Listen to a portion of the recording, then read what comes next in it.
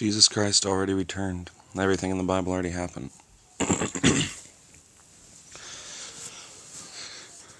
Today we should be living for Jesus and Jesus only.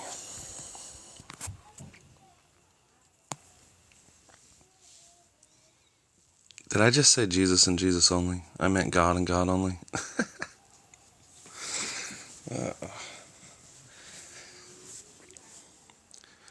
We don't have the actual Jesus of the Bible today.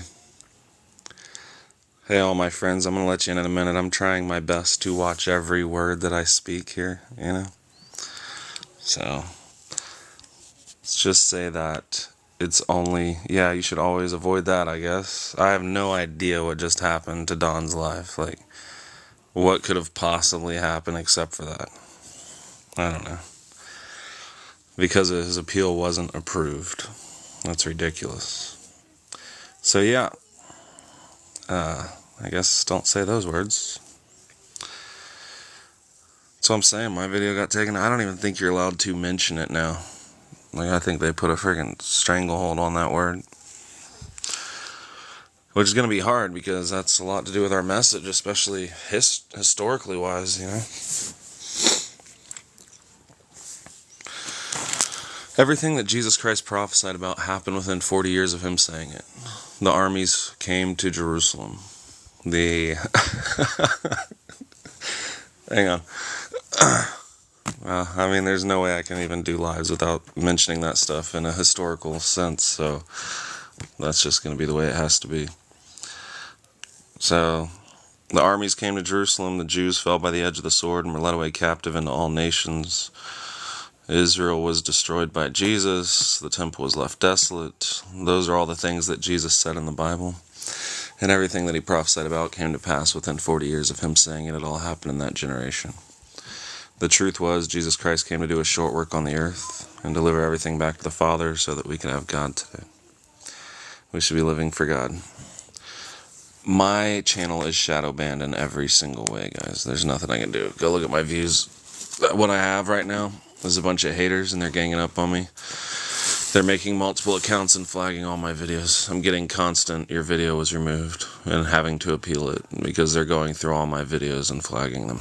So, they're trying to get my channel shut down.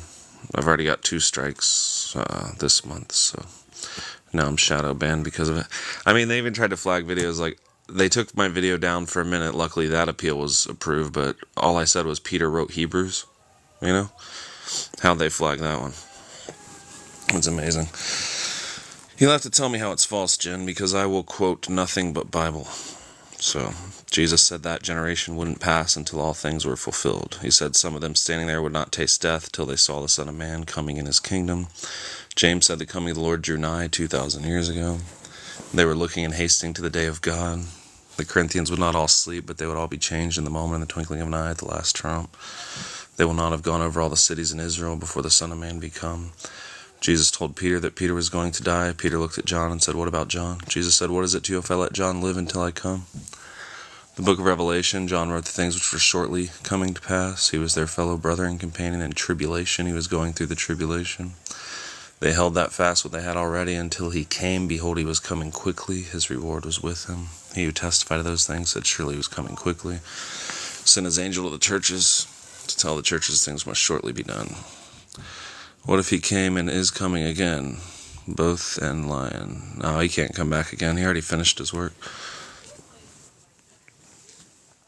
He was to do a short work on the earth and deliver everything back to the Father. He already finished it. He doesn't need to come again because he already defeated sin, Satan, in the grave. There's no point. What Jesus had was the gospel of reconciliation to reconcile everybody back to the Father. All right, friends, I'm going to allow you in, please. I know that Don didn't say anything, so watch out for those specific words if you can. Don't try not to say anything whatsoever. I know that it stinks, but we got to work inside of TikTok's company, so try to just people most in the whole world, And then we got to sit here and we got to watch everything we say. Ridiculous. That's my son. It doesn't seem like Jesus already returned, Brave. What part of the Bible makes you think that he didn't already return? What's up, guys? Hey, We're afraid to talk. Yeah, no, me too. You know, I've heard some pretty horrible lies, say some pretty horrible things in those words, and they don't get. So I think someone's intentionally doing something. I don't know what or how, but Yeah, but Don's appeal wasn't approved, and that just doesn't make any sense to me. I mean, I didn't hear some of the stuff that was said like 5 minutes before that, so. But well, it seems like it would have happened quicker, though. it usually happens about 5 minutes after you say something. No. Well, Jock was trying to push it. I spelled the word. Maybe we know now. Well, maybe we can't even spell the word. Oh, maybe that's it. I know what alphabet is, and alpha comes from Greek. Bet comes from Hebrew. It's aleph from Hebrew. Why do you want me to learn Hebrew? That would prove that it's over. The Gentiles weren't supposed to go back and read the law. Jesus didn't come to give them the law. Actually, he had to die so that they could even come in. They can't. They were made nigh by the blood of Christ. Why would I read the Old Testament? If you believe in Jesus, why are you reading the Old Testament whenever Jesus was the New Testament? He literally became the new Passover so that the law was not what saved them anymore. He gave them the Spirit in their hearts, not written in ink or in stone, not of the letter that killed, but of the Spirit that gave life. 1,000 years, just a bad translation. It was the word tribes in Hebrew. It's the word Aleph, which means tribes. What Jesus' reign was, is he said whenever he returned in his kingdom, he would give them, the apostles, 12 thrones to judge the 12 tribes of Israel. They would sit down on thrones with him and judge the 12 tribes of Israel. And that's what the 1,000-year reign should have been translated as, was judgment of the 12 tribes. And if you understand that, and then you go look at the reign of Christ, it all makes sense. First resurrection happened in 66 AD. The rest of the believers fled into the wilderness, and they ruled and reigned with Christ, and they judged the 12 tribes of Israel. Yeah, most of the New Testament was probably written in Hebrew. That's fine, but it's not for us today either way. Oh, they did leave Cliff Parks. The believers that fled into the wilderness were never heard from again. It wasn't some rapture that was just going to happen all over the world. They had to believe Jesus. They told them constantly, why would they waste their breath so much? And say, make sure that you're watching and you're sober. Whenever these armies come, make sure that you flee. They had a place prepared out in the wilderness for 1,260 days. And then the rapture happened to those that were in the wilderness. The unwise virgins had to go back into the city to buy more oil because they weren't prepared. But it was too late for them. They were cut off. They didn't go out to the wilderness to meet the bridegroom. So there is no Holy Spirit today. Not the Holy Spirit that's in the Bible, no. Not that actual gift. Not that Spirit that came down from heaven, no. Paul said it was the earnest of their inheritance until the redemption of the purchased possession. It sealed them until the day of redemption. It kept them from sin until sin was defeated. It put the laws of God inside them. That's why the churches can't do, until the law was fulfilled, sorry. That's why the churches can't do what they used to. They had real power in their bodies because they lived at a time during sin, and they were overcoming Satan by the blood of the Lamb and the word of their testimony, which the word of their testimony was the Holy Spirit.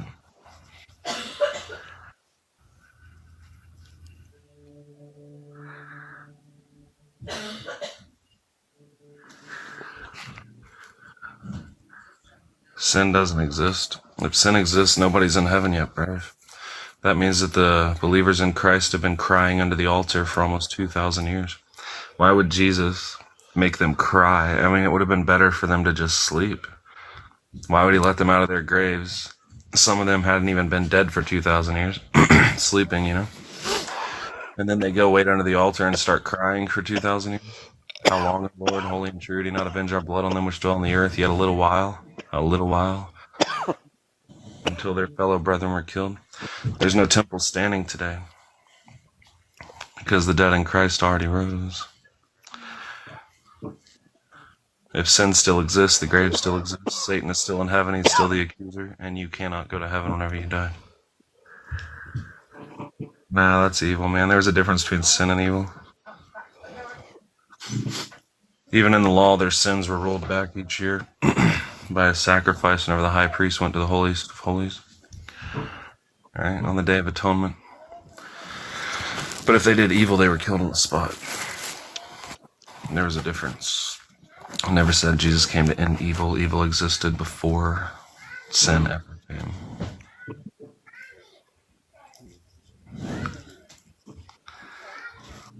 Well, sorry, guys. If you're afraid to talk, I mean, say whatever you want. There has to be a law for there to be sin. It said that the grave, the sting of sin was death, and the strength of sin was the law. That's what Satan used. God gave them one law: don't eat of the tree. They transgressed that law, right? That was a sin. Then the law was fulfilled, so sin is over. Jesus Christ fulfilled the law, made a new heaven and a new earth. He said not one jot or tittle would pass from the law, would pass from the strength of sin until all was fulfilled. The temple was destroyed. The daily sacrifice was taken away. The jots and tittles passed. What do you mean you still die? Why did Jesus say if they believed in him, they would never die? You say read Hebrew, but then you're reading a very bad translation. So what is it? You say, hey, you need to read it all in Hebrew, right? But then you think that death meant death rather than the grave and all those parts where they mistranslated it? Jesus Christ overcame the sting of death. O death, where is thy sting? O grave, where is thy victory? It's appointed unto every man once to die, and then the judgment. He overcame the sting of it. What Satan brought was the grave.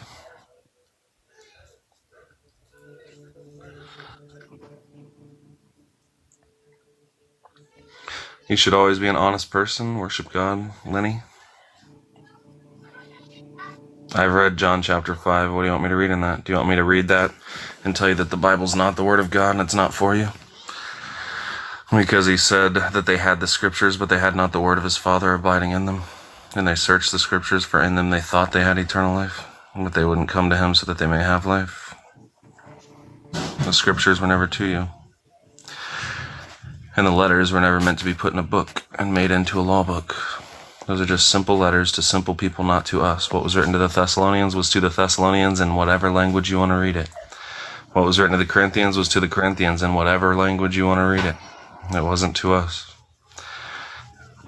Thessalonians, God preserved their whole bodies, souls, and spirits until the coming of their Lord. They were told about the man of sin while the temple was still standing. Then a man of sin came and sat in the temple and was destroyed at the brightness of Jesus' coming and the word of his mouth. That happened in their lifetime after Paul warned them and said the mystery of iniquity does already work. That's not written to us at all. It's so weird, people out here reading the Bible and saying, believe the Bible. They don't even believe the first parts and the last parts of each letter. They don't even believe the first part of the letter. Hey, Paul, this is me writing to the Thessalonians, you know. Well, then believe the first part. It was to the Thessalonians. Then you might understand it. The Bible was written for you, not to you. Who wrote it, Brave? The apostles compiled the letters, put them together, and made a law book out of their letters. Who put the Bible together? Who told you that that was the New Testament? Whenever the New Testament that you're reading says the New Testament's not written in ink. Why do you have one written in ink? They were his living epistles, known and read of all men, not written in ink or in stone, but in their hearts by the Spirit. Not of the letter that killed, but of the Spirit that gave life. Not as Moses, who put a veil over his face after he received the 10 Commandments, that the children of Israel could not steadfastly behold the face of Moses for the glory of his countenance, which glory was to be done away. But the Spirit excelled in glory. And even until that day, whenever Moses was read, the veil was still in their hearts because they wouldn't turn to Christ. But you just told me to read the Old Testament. And you're a Gentile. And it was bad for the Gentiles to read the Old Testament in every form. It was blasphemy to unbelieving Jews, and it was blasphemy to them. Paul told them that if they began in the Spirit and went back to the letter, made perfect by the flesh, if that's what they thought. But they had no hope. How many times did he warn them, the Gentiles, that it wasn't by the law, that they shouldn't, and that they didn't have it? Gentiles, having not the law, did by nature the things contained in the law. And the whole church came together. The whole church came together to discuss it. And Peter said, why would you try to put a burden on the Gentiles that not even us or our fathers could bear? He said, God gave them the Holy Spirit without the law. Why are you tempting God?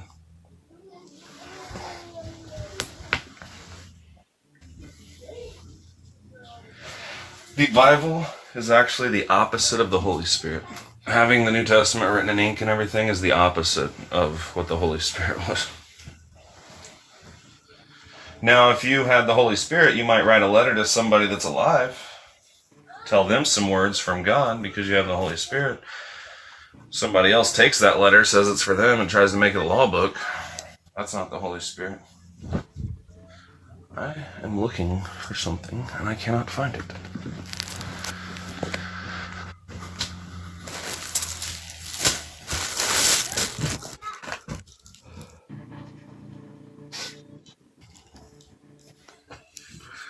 Sorry, guys. Anybody that wants to talk, go ahead. I'm not trying to keep you guys from talking. I would just tell Liddy to go to YouTube and type in Derek Jester, and then he's got all kinds of videos telling his story and how he got involved in this and how he got this message. Explains the whole Bible, you name it. There's hundreds of videos.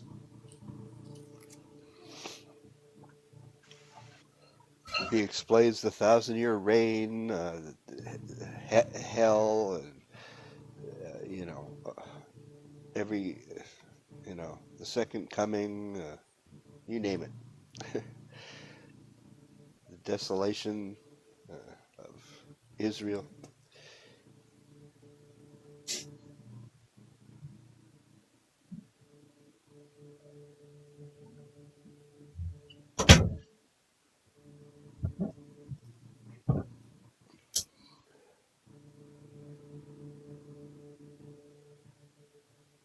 Yeah, sorry, guys. Everybody's killing my channel lately. Lives are dead. Videos are dead. Everything.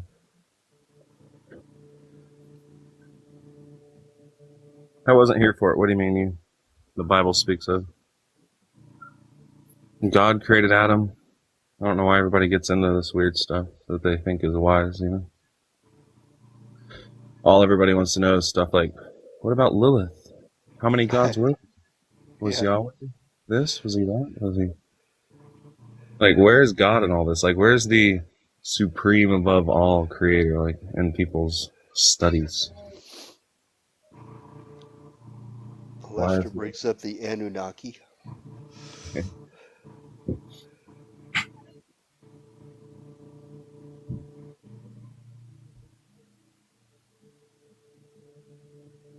No, God created Adam. Or God created man, whatever. It doesn't matter. What does that have to do with the predicament that you are in today? If there's Anunnaki, if there's aliens, if there's anything, if there's Nephilim, what does that have to do with whether or not you're a good person, whether or not you know the one true God? Like, what are you going to do? Like, seek them out and find them? And what are you going to do if you find them? Talk about them online? You've never seen a Nephilim. You don't know, it's not part of your reality. Don't worry about it. Yeah. I just don't understand what the end game is for people, except for saying, hey, look what somebody did with this editing online. Their eyes changed while they were talking.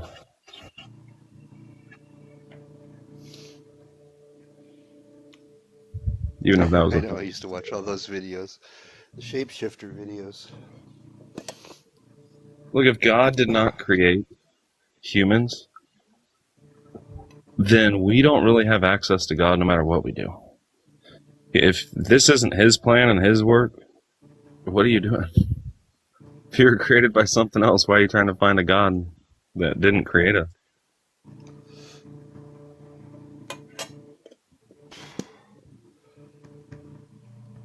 Maybe you can go live on another planet and break rocks for some aliens or something. I don't know.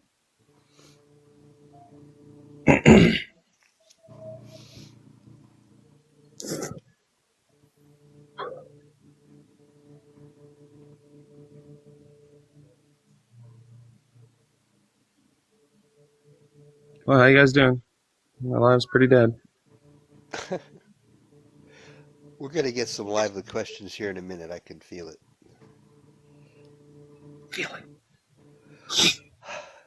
I can feel it Doing stuff for the Coming in moms the that on air TikTok in tonight. the air tonight. I'm afraid of all words now. Yes. They've got you trained down. Mike's trying to ask questions. Yeah, thanks, Mike. This morning, when mine got shut off, I really did say stuff. I said the actual words. And for whatever reason, the appeal went through in 5 minutes. But yeah, they shut it off twice and flagged me for hate speech.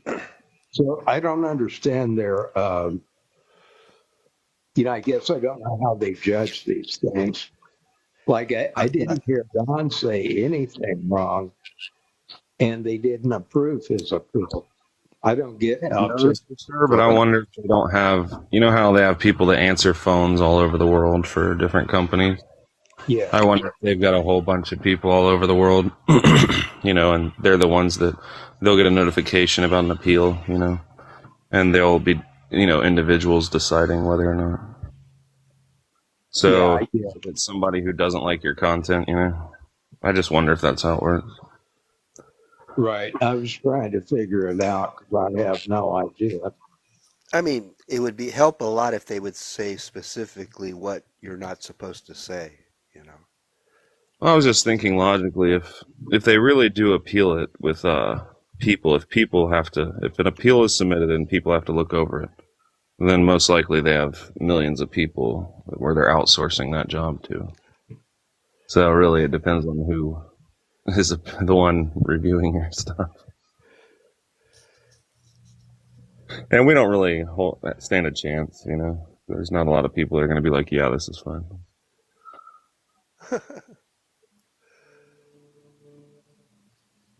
Well, I really wanted my live back so I could answer some Bible questions. I was hoping that people would have some. But I can't fight against TikTok. If they don't let my videos out, they don't let them out. They keep killing them. Like, they just instantly stop all my views. No matter how many likes and comments I'm getting, I'm shadow banned. So, because they've been ganging up on me, flagging my content, and I got 2 strikes quickly, and now as soon as that happened, my channel went way down. Nothing I can do but wait for my time out. You're a thought criminal. Are you allowed to say thought police? Probably not. What's going to happen is a war is coming, Lynn. It's what everything is escalating to, culminating into. The Christians, over 2 billion of them, think that the end is coming. 2 billion Muslims think that the end is coming. And the Jews think that their Messiah is coming. And it all revolves around that Temple Mount. Billions of them need the Al-Aqsa and the dome to stand, and billions of them want it to fall so they can build a temple for what the Christians believe is the Antichrist and what the Jews believe is their real Messiah. And they're all going to fight over it. And they're going to destroy each other. And then these religions are going to fall out of the world. People are finally going to wake up and be like, look, that ain't going to happen. If Jesus didn't come back then, he's not coming back, And they'll start to either become atheists or realize what we're saying, no God, or people will be looking for all sorts of spirituality, of course.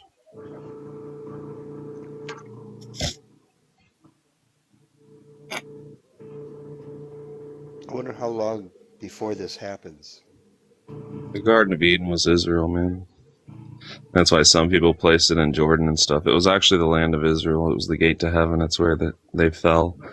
And then God set up a cherubim so they couldn't get back to the tree of life. It's why he sent them back to the promised land and said, Yahweh, her God's eyes were always on it. It was a goodly land. The land flowing with milk and honey. It was always on it from the beginning.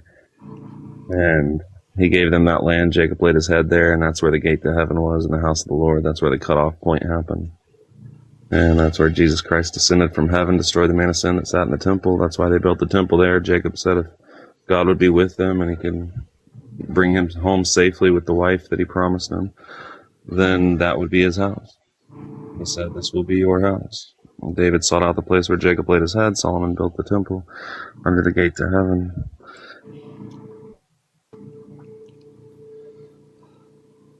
And if you actually look it up, now they got people saying their dating's ridiculous, but the oldest bones they've found now, they're saying they're 1.5 million years old.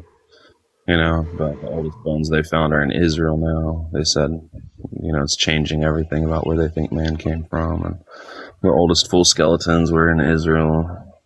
Like,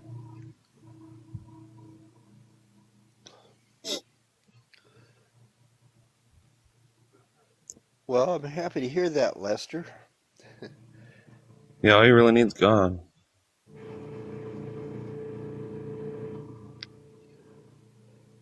Yeah, you know, start believing in the truth, walking in the truth. You have God. Yeah, it is. It's going to make your life better. Your anxiety, depression will go away. You know, because now you're really on the path. Your ideas about God are based in reality. And thanks, Pete. I don't know if anybody can help my channel. TikTok's got me in the timeout, so.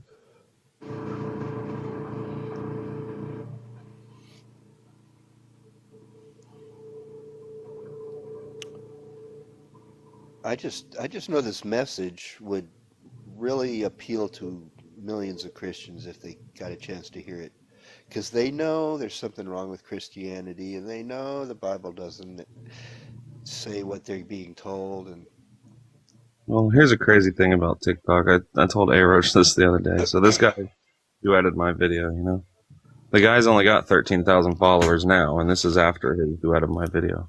Most of his views get about 100. Most of his videos get about 100 views. He's only got 70,000 likes altogether on his whole channel. Well, he duetted my video. He got 1.2 million views and 55,000 likes on it. Right? My video only got 175,000 views, and I have 70,000 followers. And I'm glad that he duetted it. I'm just saying, like, with TikTok, like, what's up, TikTok? Obviously, people want to hear it. Why aren't you pushing the video out to those people for my channel, you know?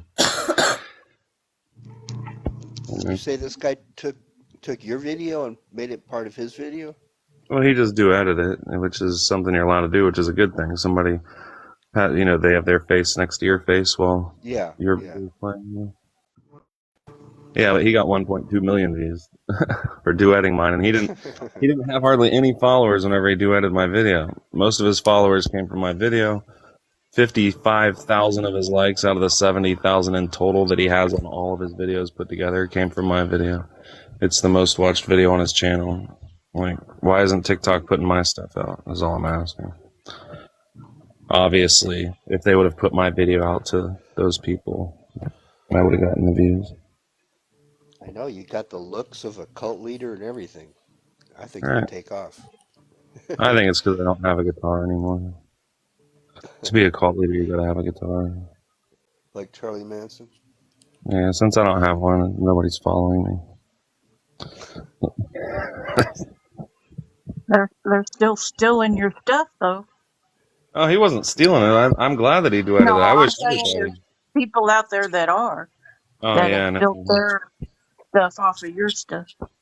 Yeah, people send me messages every day. People are impersonating me, asking people for money and everything, and trying to say things that I don't say in the Bible so that people think that I'm, you know, everybody's getting these messages, right? And they're saying things that I would never say to try and discredit me. They're making other people think it's me by stealing my picture and my name. That is really evil. Yeah. Yeah, it's the world of TikTok, though. You going to bed? I think so. Yeah. I mean, Well, you guys talk for a minute. I'm going to mute myself for a minute while the kids come in here and I switch to out there. So. Okay. Well, never mind. I'm going to mute myself here in a minute. Sorry. She's I hope she's I can good. think of something to say. Okay. Here comes the new video guru. The evilest thing that they're doing, Corey, though, is they're literally messaging people and contradicting everything I say and saying evil things and saying that it's me, you know? Like, Terrible. I've even gotten screenshots from people where they're saying, like, oh, yeah, I started a new account, you know, and I have a prophetic word from God for you and all this stuff. Like, is what people are telling. No. Crazy. And then asking for their numbers and stuff. And asking them to donate. Because they know I live off support, so.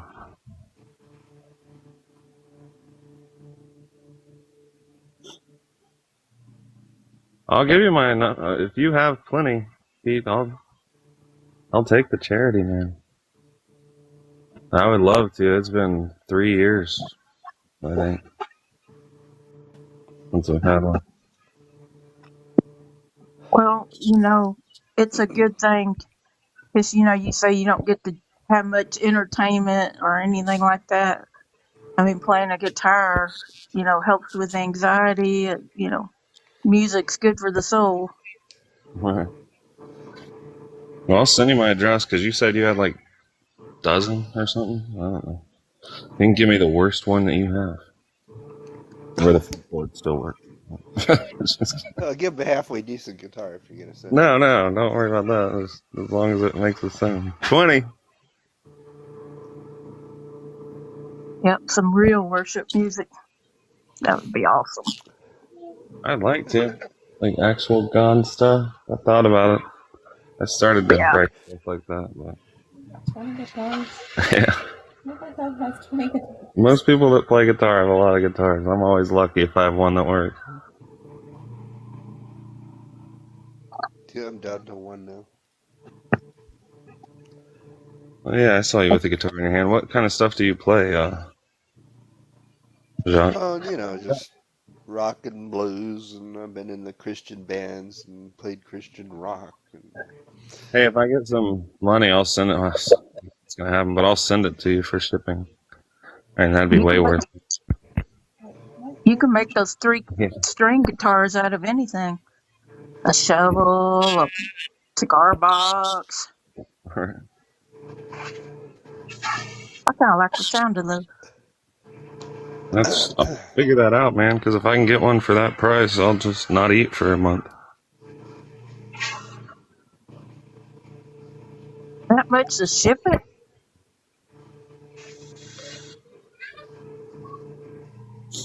yeah, that sounds a little high for shipping.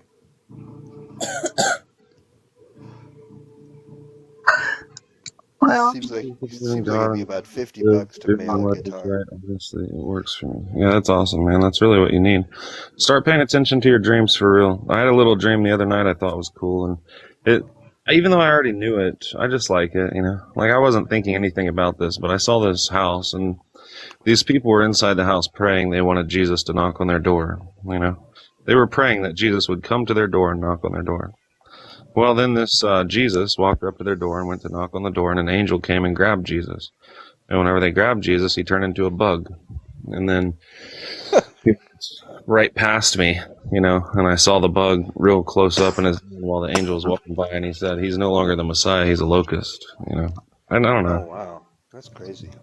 And the angel was like, I can't think of the right word, but sad at least that the person was wanting Jesus to knock on their door, all I could see is the image of Vincent Price on the head of the fly. I don't know who Vincent Price is. What was that other guy? Goldblum? Goldberg? Remember the guy Well, in the movie The Fly? If you want to prep for, I have seen The Fly, but Yeah. prep because you think some stuff's going to go down in the world, but Christians prepping is weird, because the Bible told them not to make provisions for the flesh and not to even come down off their house to get their things, but flee into the wilderness. And these people being like, Jesus is coming, we got to prep. It's like, you got to prep for what? You're supposed to flee and not take anything with you. Well, what's bad about that is a lot of them think it's going to be like a nuclear event, and it's like, do you really want to still be here after a major nuclear event? People trying to hold on to life. Well, yeah, I don't know about that.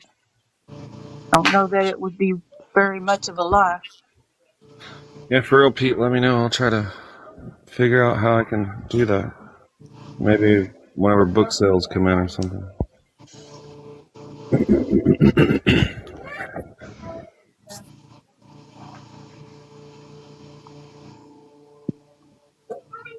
I'd love to answer Bible questions or somebody get me on something. You know, I know.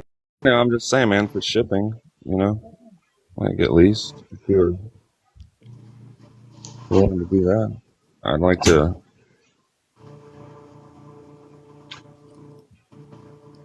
What are you talking about? Oh, okay, I got you. You were going on there. What do you got to say, Roach? But be careful what you say. Hello. Hey, Hello, hello. Yeah, Don just got banned for like nothing, dude. So I don't know. I heard We're my trying to opinion watch was words, and we're not talking about any countries that are not in the Middle West, if you know what I mean. no, explain it to me. No.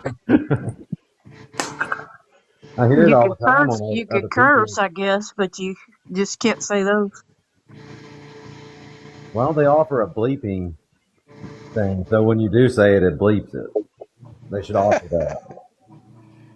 If you say something you're not supposed to, it's bleep it out. There you go. problem solved.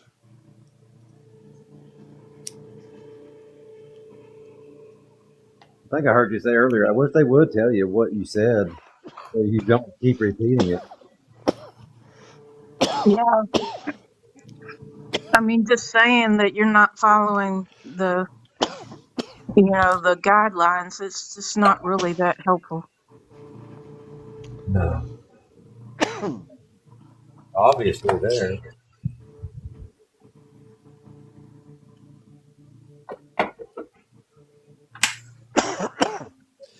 But my only Well, point, you got one, Derek. There's a Bible question. Well, not a question, but someone doesn't understand what Christianity was like when Jesus was on the earth. Well, answer, I got to mute for a minute. I'm sorry.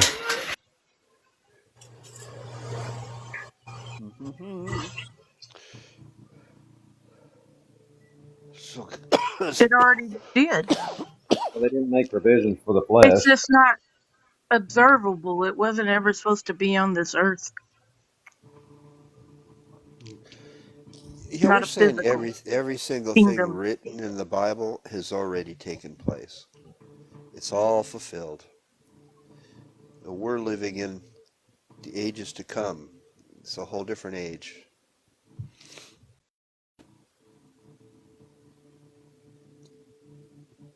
That's why they were at the last days of what? Of the old age, the old covenant age.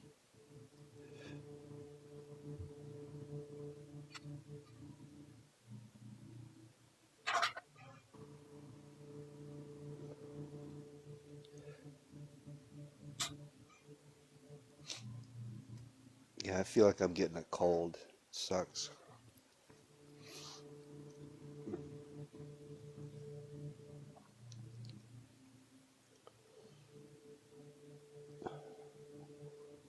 Will we ever meet Jesus?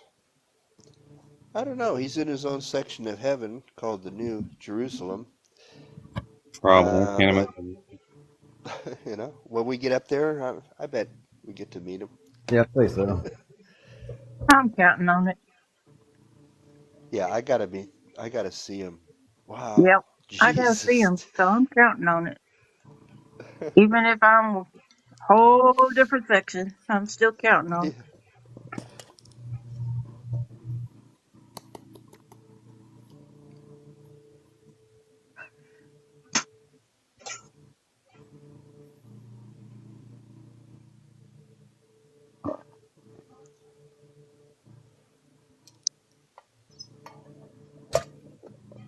I hope all you guys have gotten my new book, or will get it at least. We'll read that part 1, because that's basically the basis for it. Part 2 is mind-blowing even to myself. Whenever I do these things, the way that God puts stuff, I don't know, He just makes stuff come to my head, and it comes out, and I love it. I think it's cool that you're getting everything on audio too.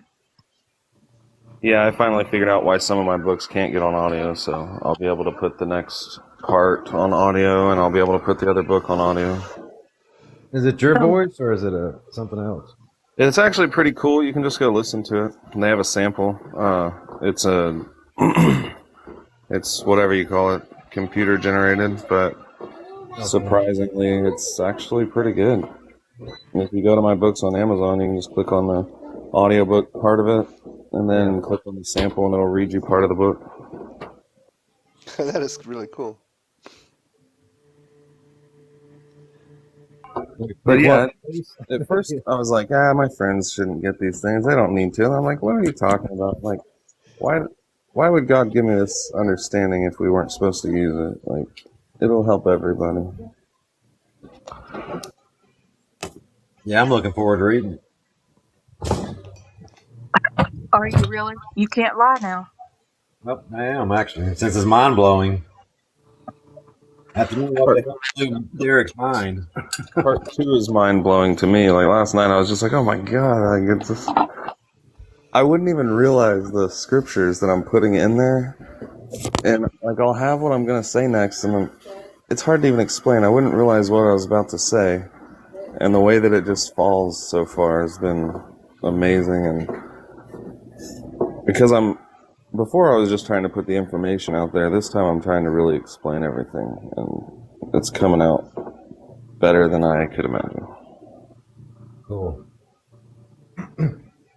But don't judge it just by the first part. The first part is like you're watching a TV show, you got to lay the foundation before the... Yeah. So the first part's So it mainly always has to build.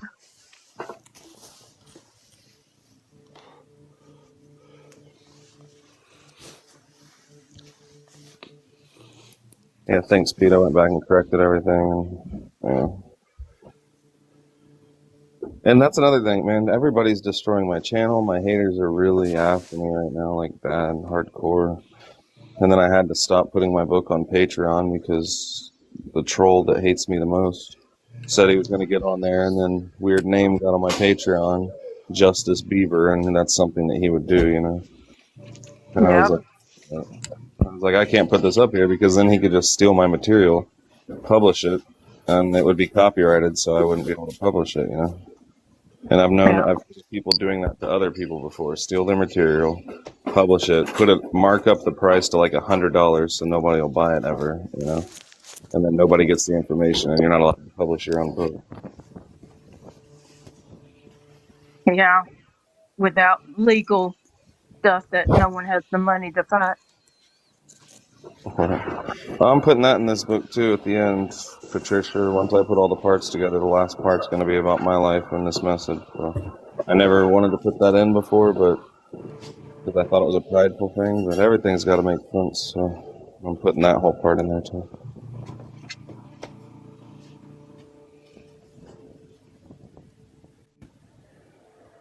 Oh, I can't quit yawning. But right now, 3 of them are on audio, and that's amazing. I mean, I would love that because I hate reading as much as anybody else. But now you don't have to have a special device or anything. If you went to Amazon right now and got one of my books on audiobooks, it would just play. Like you buy it, you can play it. You can listen to it while you're in the car. Is that cheaper than buying the book? I get less out of it. It's actually more expensive. That's what I didn't like about it. I get less for it and had to mark it up to $14 just to get $6 out of it.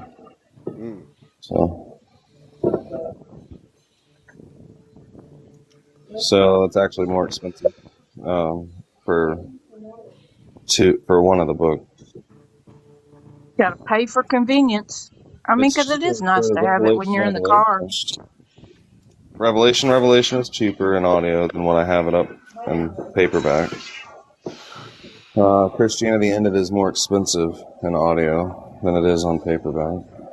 And Jesus is Satan is cheaper That one cracks me up. in audio. The most offensive book title in the history of the world. No, that evidently is the one he had up that got banned. It sounds so evil. No, that's not the one that I had up that got banned. It's my new book that got banned. That's what I'm It's saying. That must be the most offensive one because Right. it got banned. Your other one we see on the videos all the time. Yeah.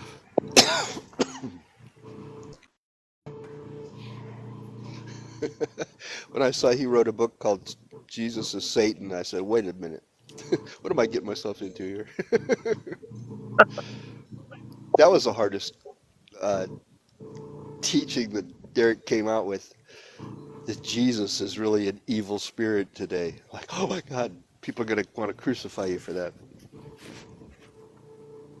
Yeah. You What would part of the think Bible most makes people would Mr. think Saint? it's a catch no matter what, when they come across the live or his book and want to see, well, what exactly is he really talking about? Yeah, I caught Uh, some like that too. What is this? Oh and crap! it's just a black cover with blood red letters. Yeah. Looks like Anton LaVey wrote it or something. Yeah, I wish I Yeah, knew now what I knew. I mean, yeah, I wish I knew it back then. I made it the most offensive that I could for that reason. It's got like no other writing on it. Not even on the back of it. It's just a completely black book. Yeah. Yeah. Jesus did return because our God is a mighty God and he had a plan and Jesus fulfilled it. So, yes, he returned. God is awesome.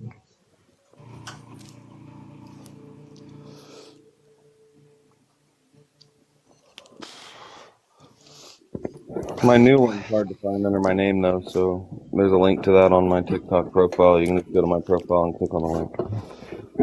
But yeah, is what's his name still in here? It's actually talking about something fake. Let's talk about it. I think Jesus has returned. Give me some Bible verses, and we'll give you Bible verses back. Exactly what I was hoping for.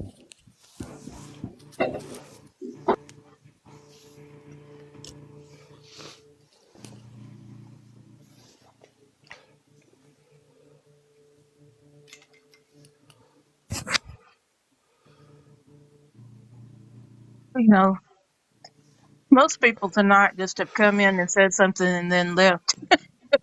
Hmm. It's like they spam and then run. Does anybody Except have any? for you know who.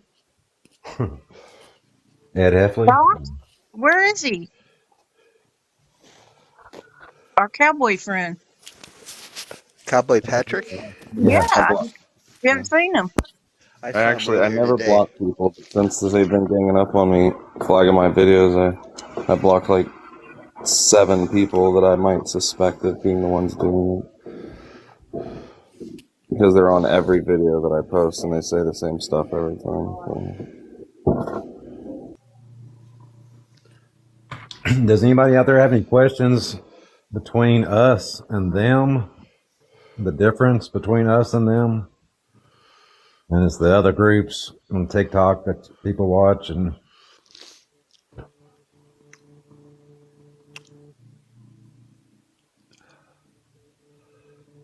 Oh my goodness. I was preaching the temple, and that's the same unanimously, but it does change.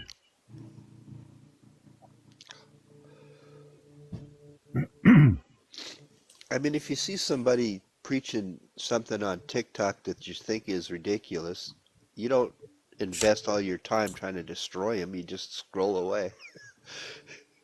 Yeah. If you just go, well, this is dumb, and you just move on. You don't. I'm going to destroy this guy. I'm going to go on every video he makes and comment the same thing.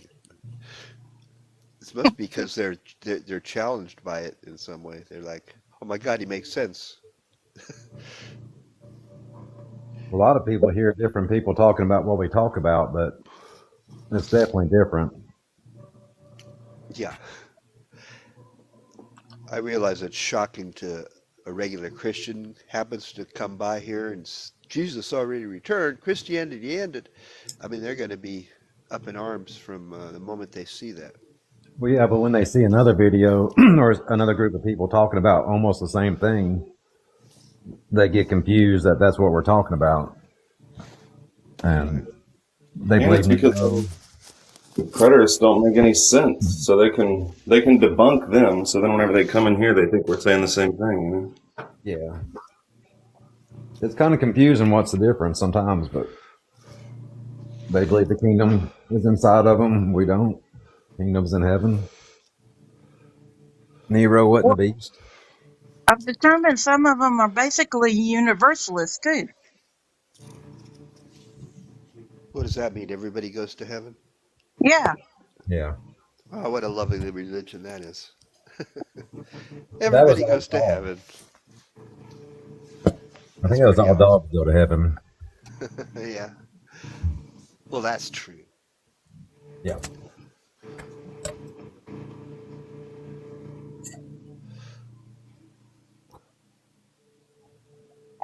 Where is Jesus?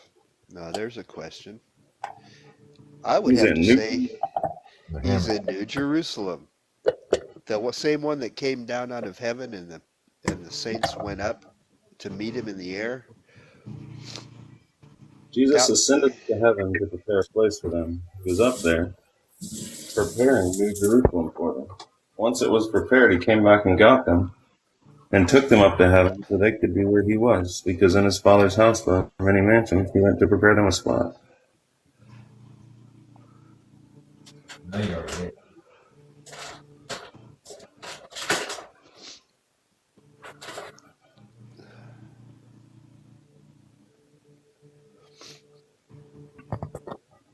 I'm getting bad off. I'm finding myself drinking like a soda every day now. I usually don't finish it, but how many all right, cigarettes what you we smoking today? pack and a half, What? a pack and a half. Ooh, you need to get it down to a pack a day. No, I'm sorry. You need to get it down to 3/4. I'm just kidding. I roll my own, so I have no freaking clue. I'd hate to think that I might be up to what I think I might be up to. Yeah. Yeah, I tried rolling my own. It just, I don't know. I just needed a regular cigarette. I don't roll my own. I have a machine that packs them. I'd still be doing the machine thing, man. It was only costing me about $1.19 back then. It's a lot more now. For some reason, prison tobacco went up in price. No, he already came back for all those that believed. I don't know. I don't want everybody seeing. I'm sitting in the bathroom. I got nowhere else to go. I gotta hold my phone so that you guys aren't like looking at the wall and the clothes on the floor where they just took shots. He came Are back you in sitting on the 66. toilet? Yeah. Awful. Well, I got them in the bedroom, and then I got the other people in the other bedroom with their door open, and I can't be out in the living room. So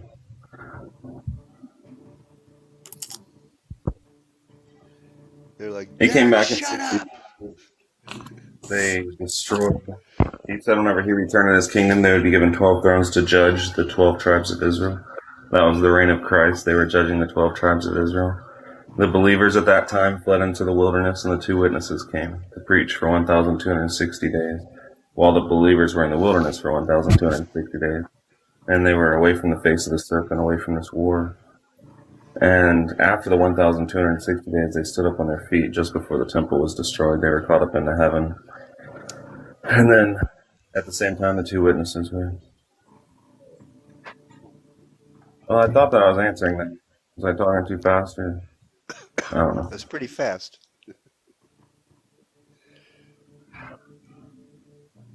I think I talk fast because there's a ton of information, and I don't want to Yeah. lose it. Jesus died in 30 AD.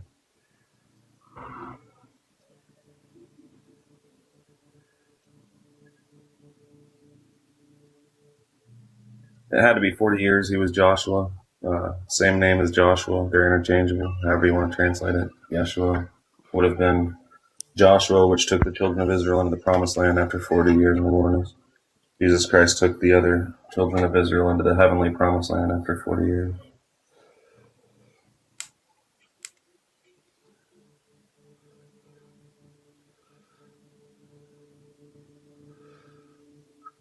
But I realized the stuff that I've written down, that's the reason I'm promoting my books now, man, because I can't say it as well as I can write it down with all the stuff right there in front of everybody. You know, if you want to get a real thing, you should read that. No, hell only lasted for that 40 years. And then grave and Gehenna were thrown into the lake of fire. Hell only lasted for 40 years. It wasn't in the Old Testament. Hellfire was not in the Old Testament. But whenever Jesus died, the graves were opened. The believers went up. Their bodies, their spiritual bodies, were seen in the holy city. They were going to wait under the altar with Abraham and the rest of them. And the ones who didn't believe went to a trash dump outside of Jerusalem called Gehenna, where they were tormented in a flame until Jesus Christ returned, and then death and hell gave up their dead, and they were thrown into the lake of fire. No, everyone doesn't go to heaven either. You have to worship God today. He's the door. You got to be an honest person in your life. The real covenant that we live in today is don't judge other people for the flesh. If you don't judge for the flesh, you won't do anything evil. You have to judge somebody before you can lie to them. You know, then they're less worthy than you are. You know, you got to judge somebody before you can unalive them, before you can steal from them. If you live for God, whenever you die, you'll be translated straight into the light of heaven. If you don't and you have things to hide, you will be a goat. You'll be afraid of the light. You'll see a light. It's not a good thing to see that light whenever you die, as far as I know so far. By what we've seen in dreams, it's what I believe.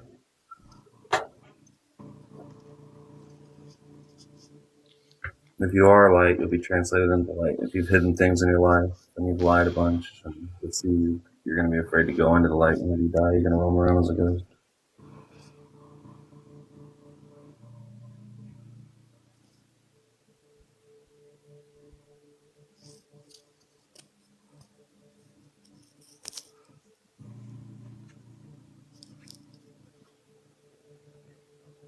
He did come back for the believers. He said some of them standing there wouldn't die until he returned in his kingdom with all of his holy angels. He was the last generation of Israel.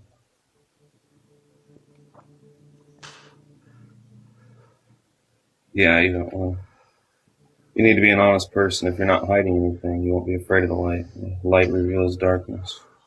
If you're hiding things in your life, whenever you die, you know what's going to happen to you whenever you go into the light. We are in God today. Jesus Christ did a short work on the earth. He finished the work and cut it short in righteousness. He defeated sin, Satan, and the grave, delivered everything back to the Father, and became subject to the Father.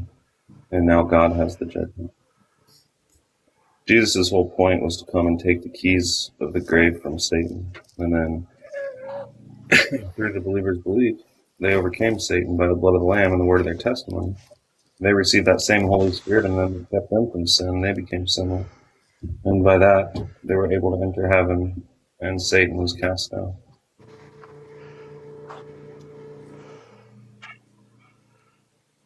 I lost everything from being honest. Babalu. Babaloo. Yeah, Jesus came back for his people. No.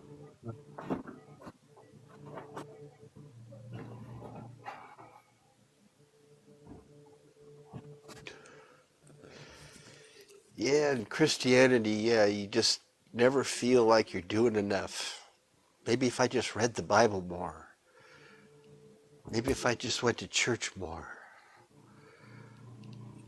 And then you try that stuff and you're really no better off.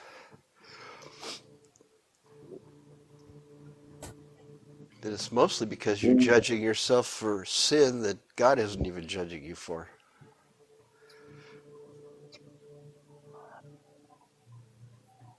Satan's the one that brought sin. It's hard to tell the real story of it. That's why I just hope everybody gets these this time. I used to hardly ever promote my book or tell people about them. But people are going to hear it all the time now. I'm telling people to get those books, especially the one, mainly the one I'm writing now is okay. Because, I don't know, it's so amazing. I can't tell you until you read it. I've been sitting there like, oh, I should make videos on that, and I just can't put it together in my head the way it is on paper. After I get my book published, I guess I can just read it from there.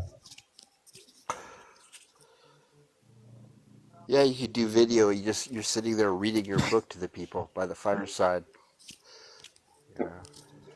Yeah, I can write a lot of stuff down, but trying to say it sounds like a robot trying to read something.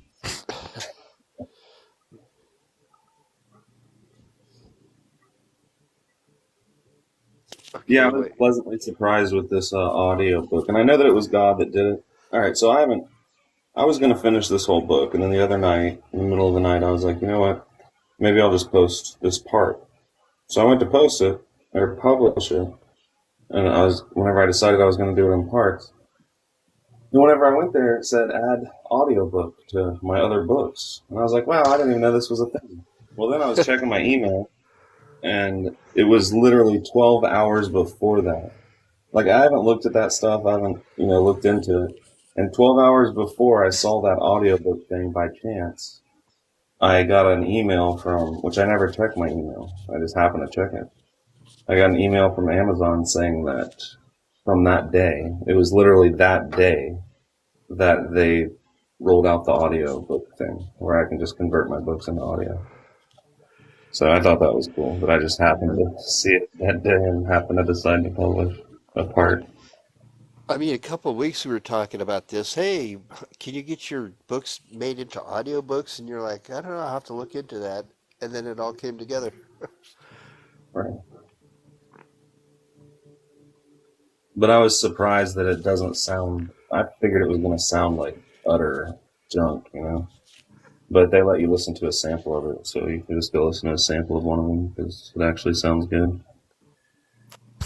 Is it a man's voice or a woman?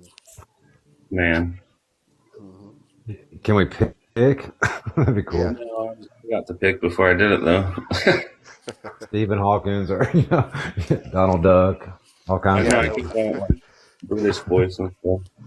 Yeah, Stephen Hawking's voice would be great.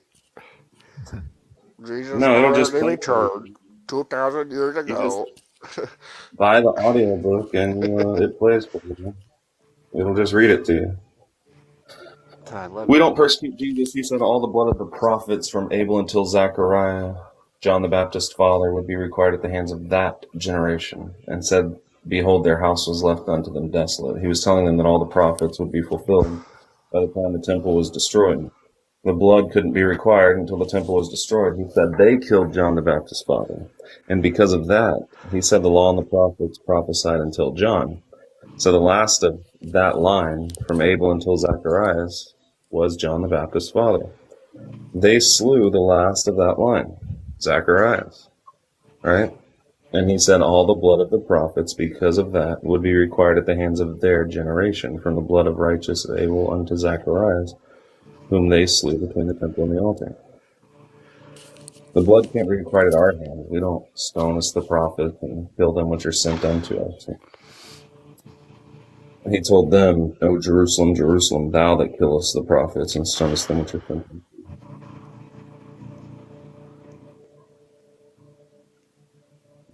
Fact says we're clearly living in the season of Satan. We're not. Satan's little season ended in 70 AD.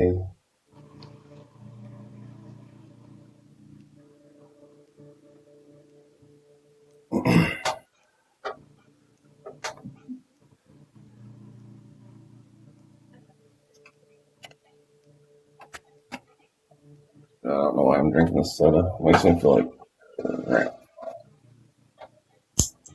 You really just learn about 64 to 70 AD and see what happened there. See what happened in the first generation of Christians. They had an ending. They went through great tribulation. Volume sucks.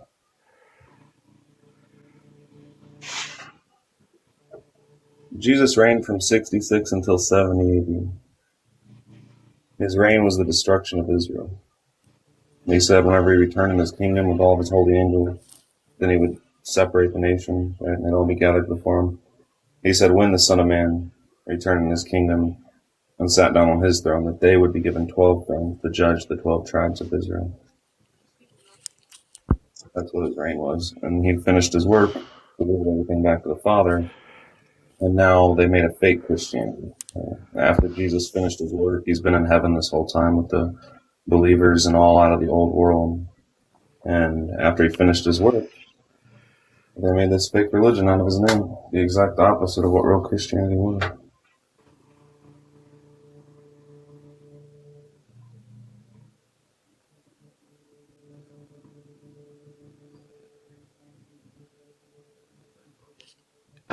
Yeah, I mean, when you look at the history of it, you can see that these fake Christian religions like Catholicism and mainly the Catholic Church back then, I mean, they were just evil from the jump. It's like, ooh, I want one. Or you go believe this. And you go argue. It's so many denominations. It's incredible how fast it's split up. Yeah, fact, something about Satan's little season and the reign of Christ is nobody was saved during the reign of Christ or Satan's little season. Nobody new came into the gospel, you know.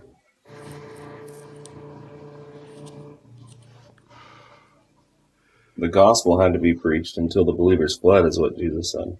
He said they would preach the gospel for a witness unto all nations, and then the end would come. He said, therefore, so he was continuing the thought, therefore, whenever they saw the armies come to Jerusalem, flee Judea, that meant they were done preaching the gospel. That they fled, the gospel preachers fled. So the gospel was finished at that point. That's why Jesus told the others that didn't flee, that were trapped in the city, said that it was too late. He never knew them.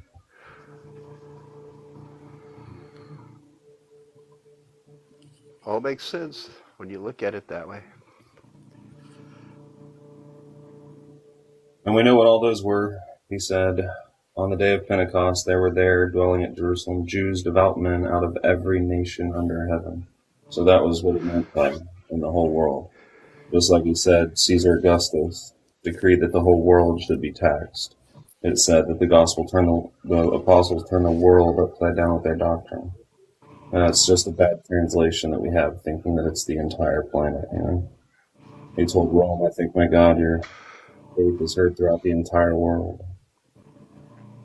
And he said, so Jesus told him, he called the 11 together after Judas had, betrayed him. He called the 11 together and he said, go preach the gospel to every creature. Paul said in his day that happened. He said, the gospel which they have heard, which was preached to every creature which was under heaven, whereof he, Paul, was made a minister. Jesus called them together after he'd given commandments to the apostles whom he had chosen. He told them that after the Holy Spirit came upon them, they would be his witnesses in all of Samaria, Judea, Jerusalem, and to the uttermost parts of the earth. Paul said, had they not heard, verily they heard their son out unto all the earth, and their words unto the ends of the world. But look up the word world that they use in most of those places, and the word earth that they use in a lot of those places. Both words were translated from a word that is oikomene. And if you look that up, it says especially the Roman Empire. That's what they were actually saying back then. The word in the Strong's means the Roman Empire. And that's the only place where the Jews were scattered. It's the only place that was important for the gospel to go. Everybody says, what about the Gentiles? But Paul said the fullness of the Gentiles had to come in before all Israel was saved, or the remnant of Israel was saved. So as the 12 were preaching to the 12 tribes in the Roman Empire, he was preaching to the Gentiles in the Roman Empire. Moses wouldn't matter whatsoever anymore, Patrick Ramirez. Moses brought them the Old Testament, the blood of lambs, and the Passover. 50 days after the Passover, he brought them the laws, written in ink and in stone. He was the Old Testament. Jesus Christ came and became the new Passover. And then at the Feast of Weeks, or Pentecost, 50 days later, whenever God gave them the law and Moses, Jesus put the laws of God inside them by the Holy Spirit. And he said that was his blood of the New Testament. It was no longer the blood of lambs, but it was his blood in the New Testament. And what did he say about Moses? He said, even till that day, whenever Moses was read, the veil was still in their hearts because they wouldn't turn to Christ.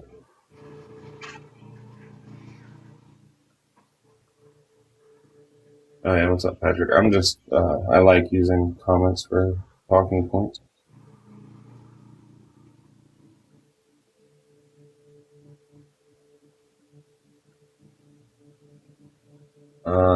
Joshua already came quickly. It was coming quickly 2,000 years ago.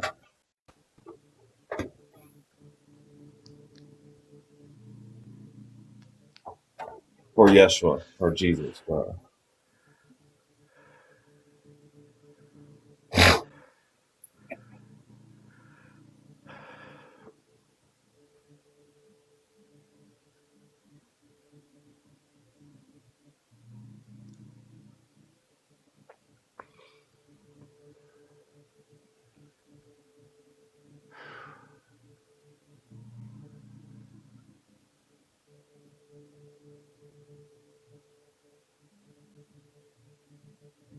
We're coming to the end of a completely different age.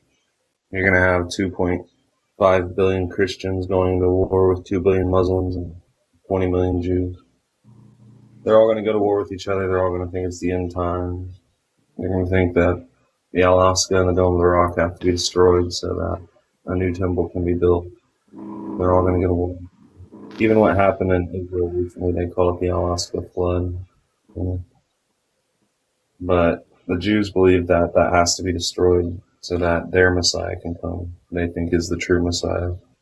The Christians believe that the dome has to be destroyed in the mosque so that they can build a new temple so that Jesus Christ can return, which Jesus already returned. And the Muslims believe that that's where Muhammad ascended to heaven and gone his vision of all the prophets and came back down and told them all their commands and prayers and all that. So they're all going to go to war and they're going to destroy each other.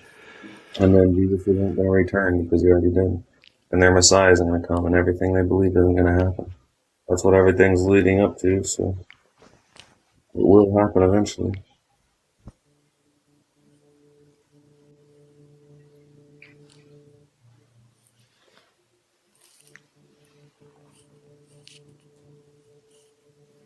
Yeah, we should definitely be trying to stay out of all of that. And that's what this message is for. Don't be part of this war that's coming. You know, Jesus already returned. Stay out of it. Jerusalem was Mystery Babylon, not America. In Jerusalem was found all the blood of the prophets and the saints that were slain upon the earth. Jesus said, O Jerusalem, Jerusalem, thou that killest the prophets and stonest them which are sent unto thee. Jerusalem is Mystery Babylon. Peter wrote an epistle from Jerusalem, and he said, the church in Babylon salutes you. They knew that that was Mystery Babylon. He said a prophet couldn't die outside of Jerusalem. And in Jerusalem was found all, or in Babylon was found all the blood of the prophets. It was a city that was destroyed and made desolate in 1 hour. Her precious stones were thrown down. They showed Jesus the temple adorned with goodly stones. And he said, not one stone in this temple shall stand upon another. Behold, their house is left unto them desolate. He also said, here said the wisdom of God. He said this to Jerusalem. God shall send you apostles and prophets, and some you will slay, and some you will persecute, that all the blood of the prophets may be required at the hands of this generation. What did it say to Mystery Babylon? It said, rejoice over her, you holy apostles and prophets, for I have avenged you on her. The apostles didn't come to America. Israel was the beast. The beast carried Mystery Babylon. Jerusalem sits on 7 hills. The beast of Israel. How do we know that Israel was the beast? Because Jesus said that the Gentiles would come and trample the city underfoot for 42 months until the times of the Gentiles were fulfilled. During that time, the Jews would fall by the edge of the sword and be led away captive into all nations. In Revelation, he said, John, arise, measure the temple, the altar, and them that worship therein, but the court that is without the temple leave out, the Gentile court. For it's given unto the Gentiles, and they shall trample the holy city underfoot for 42 months. So, and then the beast was given power to continue for that 42 months, blaspheming his name and his tabernacle, because they took over the temple. The man of sin and all them took over the temple. And what did he say to the beast? He said, "You that kill with the sword must be killed with the sword, and you that lead into captivity shall go into captivity." So Israel was the beast, and they carried Mystery Babylon, and Rome was the rod of iron, the Iron Kingdom that Jesus used. He got power over the nations, and he broke Israel into shivers. And that's what he used to do it. Whenever he said the Gentile armies would come, he said there will be great wrath upon this people, the Jews, right? And that's whenever the tribulation would happen and the wrath would happen.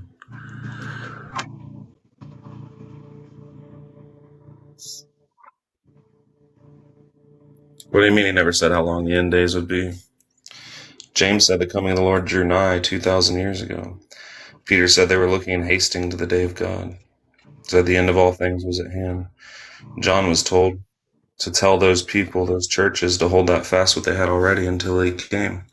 Write that things must shortly come to pass. And it did say, then cometh the end, right?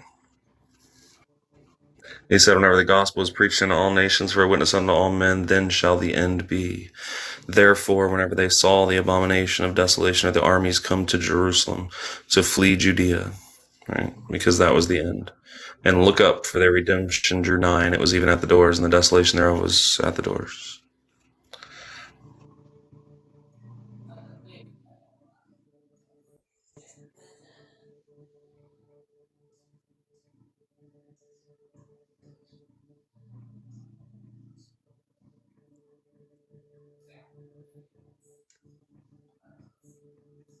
He already came back and grabbed them.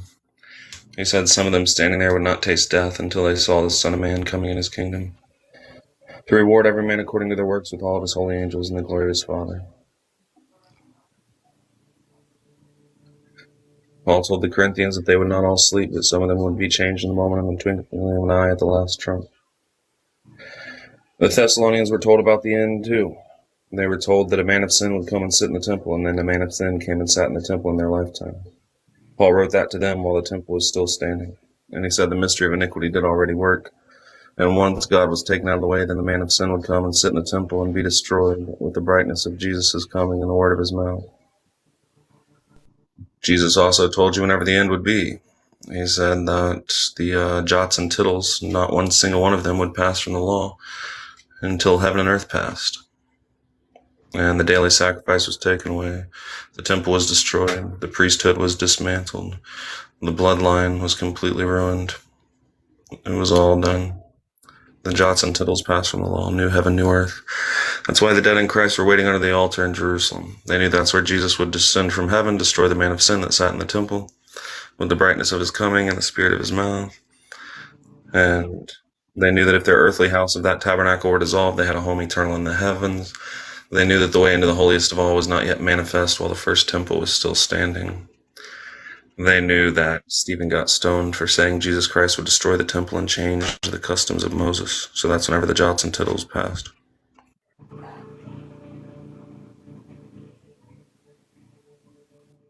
And what was the end? The abomination of desolation. He said, that which was spoken of by Daniel the prophet, let those who read Daniel understand what he was saying, is what he told his apostles.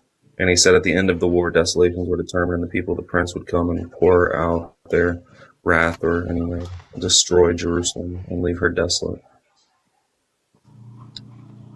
Would destroy the city and the sanctuary. And he said that was at the end of the war. Yeah, no one's coming. We're all going to pass from this life and either go to heaven or not. Depends on if you worship God and if you're an honest person or what.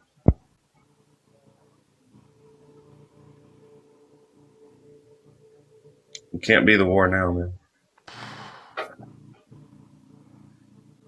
It said that the greatest empire in the world would come and destroy Jerusalem. It didn't say that the greatest empire in the world would help Jerusalem destroy others. It's no longer the motherland. And what we have over there is fake today.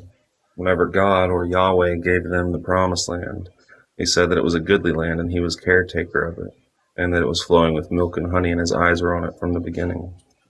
So he prepared that land. He was their caretaker. After 70 AD, Jerusalem was left desolate and then began becoming a complete wasteland.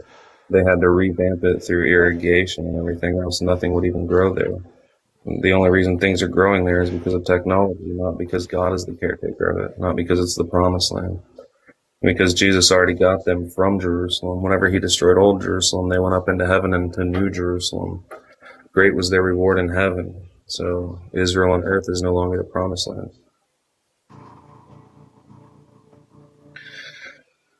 Told them that his kingdom came without observation. It's not going to be here on the earth. They said that here they had no contingency, but they looked for a better hope in heaven, whose builder and maker was God. Jesus ascended up to heaven to prepare a place for them, that so where he was, they could be with him also. Flesh and blood did not inherit the kingdom. If their earthly house of that tabernacle were dissolved, they had a home eternal in the heavens. It said they've come to the city of the living God, the heavenly Jerusalem, a mount that cannot be touched, to the company of innumerable angels. So they went up to heaven. They've been in heaven the whole time.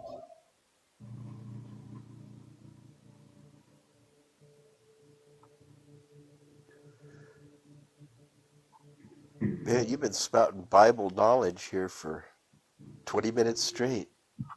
I've never heard Okay, I'm anybody back. Can you I've repeat never, all that? yeah.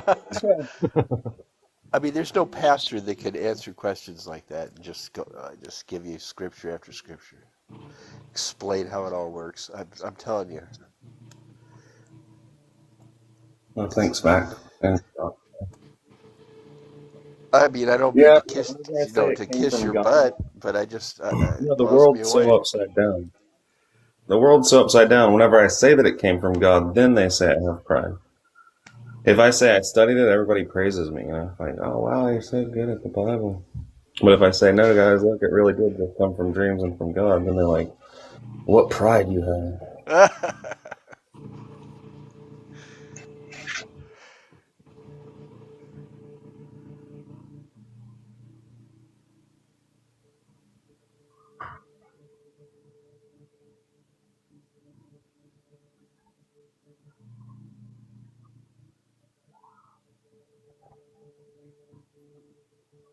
Yeah, I was on somebody's live stream on TikTok today for a minute, and it was about Jesus, came back in 70 AD, and these guys are just screaming at each other the whole time.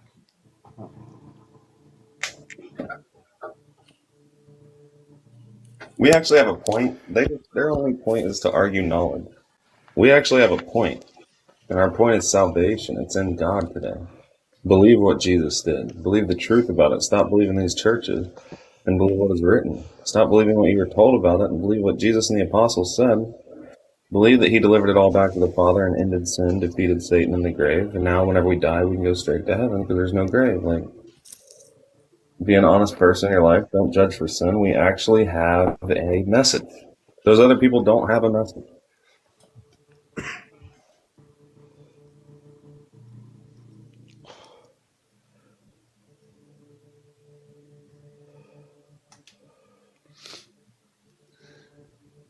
That's usually what I see.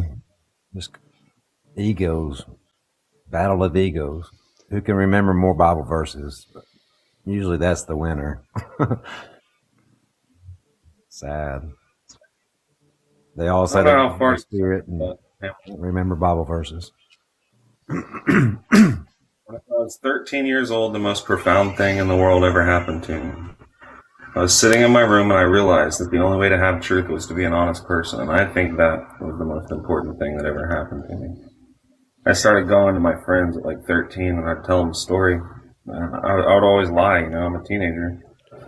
So I'd be like telling them a story and then I'd be like, hang on, I just lied to you. I wanted you to think that I was cooler than what I was, And then I'd start telling the story again and I'd be like, dang, I just lied again. So I'd always correct myself, And I knew that honesty was the way to God. So that's really what led me on the whole thing. But I had a dream. I didn't know what preterism was. I didn't know that people believed that Jesus already returned. And whenever I was 28 maybe, because I was 29 then. So, and I'd already known that for a while. 26 or 27, I had a dream that Jesus already returned. And I was like, did you just tell me that Jesus already returned? And then I had another dream, and I had another dream. And I was like, oh my God. And all these verses in the Bible started making sense to me. that was back then. And then not long after that, I was still stuck in Christianity, even though I knew that Jesus returned. And then everybody's like, "You're a preterist." At first, I thought they were calling me a name. I was like, "What'd you just call me?" A predator. Yeah. And then, so finally, I still couldn't find any truth, so I threw everything away. And I said, "Truth, if you can't give me truth, nothing can." I said, "I don't believe in Jesus. I don't believe in God. I don't not believe in Jesus. I don't not believe in God. I don't care what your name is. I don't care anything. I don't care if you're a God of war, if you're a God of peace. I don't care if anybody in the world has the truth. I just don't care." Then I have absolutely no belief whatsoever. I have a completely clean slate, and I trusted truth. And I said, "Look, if you can't give me truth, nothing can. The ball's in your court. And if you don't tell me, it's your fault because I'm willing to believe anything." So then I had dreams that the Holy Spirit ended in 70 AD, and that scared me to death at first. And then I had dreams that Christianity ended, and then all of a sudden the Bible really made sense. But it wasn't until I threw away my own knowledge that I was told these things. So I got no pride in it, because I had to say, "Hey, I don't know anything at all, not one single thing." And then I was told. So it's not like, "Look what I found."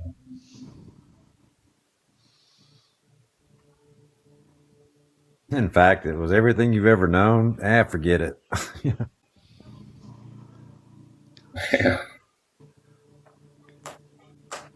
I was like, I don't care. I didn't care what was happening. I didn't care if an alien came through my window. I was just like, "Truth, I'm praying to you. And if you don't tell me, then it's your fault."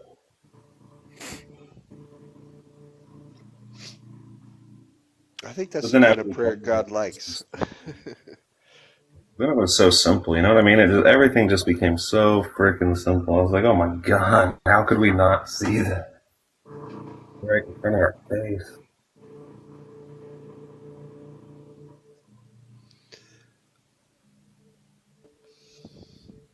Yeah, this feels like I mean, more you bind yourself to truth and people know it, it's sticking your neck out for God. And you're worried about him, not anybody else's judgment.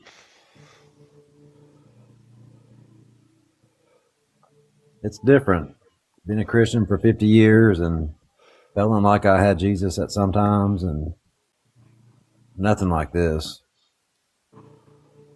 This is more somber. This is more it's great news, but it's sobering. It's, I don't know, so many things. It's what makes it a tightrope.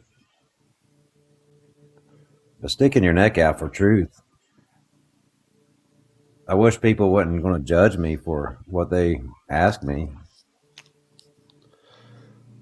This is the greatest story never told. Never heard. I wonder if there's groups like us that, somewhere else there's a Derek in Europe or something, or in Japan, and they're coming to the same conclusions.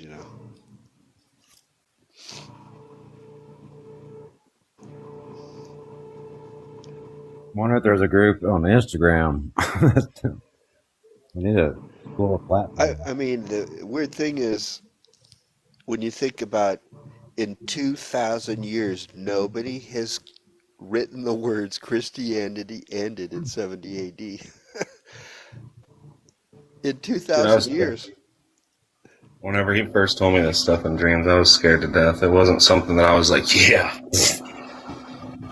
No, I didn't say anything for a long time, because I was like, you know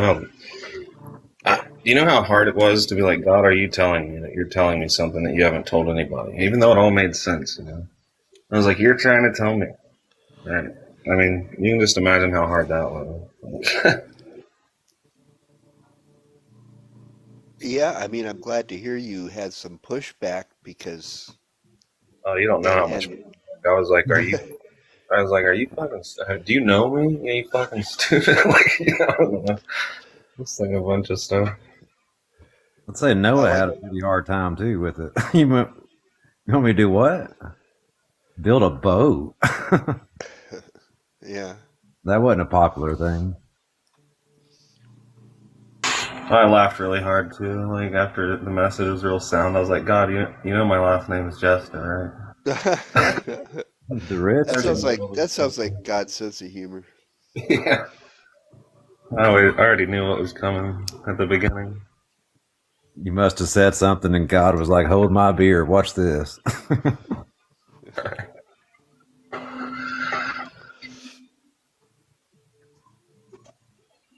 I know I made him say that a couple of times. See, I'm glad you hadn't heard of preterism before he told you this, because then you'd wonder, well, you already had that kind of frame of mind, so maybe you just made it up or thought God told you. But you're like, you never heard of preterism, but he's telling you Christianity ended. Jesus already returned. Yeah, And right after I said this, some predators came and they're like, I've known this for years. And they're like, you should go look at Don Preston and stuff. So I went and started watching one of his videos. I got like 2 minutes in and I was like, this guy has no fucking idea what he's talking about. So I was like, God gave me this truth. I'm not going to go to anybody else. I'm going to let him set it straight for me. So even for years, I wouldn't watch any preterist views. I wouldn't do anything. I just kept laying down and asking God in dreams to tell me what was true. That's where I got the 1,000-year reign and everything, because it didn't make sense by just reading it to my mind. But, you know, I asked him when it happened, and he showed me all the blood in the earth gathering from all over up to the temple. You know, and I knew what he was saying. You know, he showed me a blood-soaked ground everywhere around Jerusalem, and it gathered up to the temple, and I knew what he was saying completely. And then it became like a fountain of blood.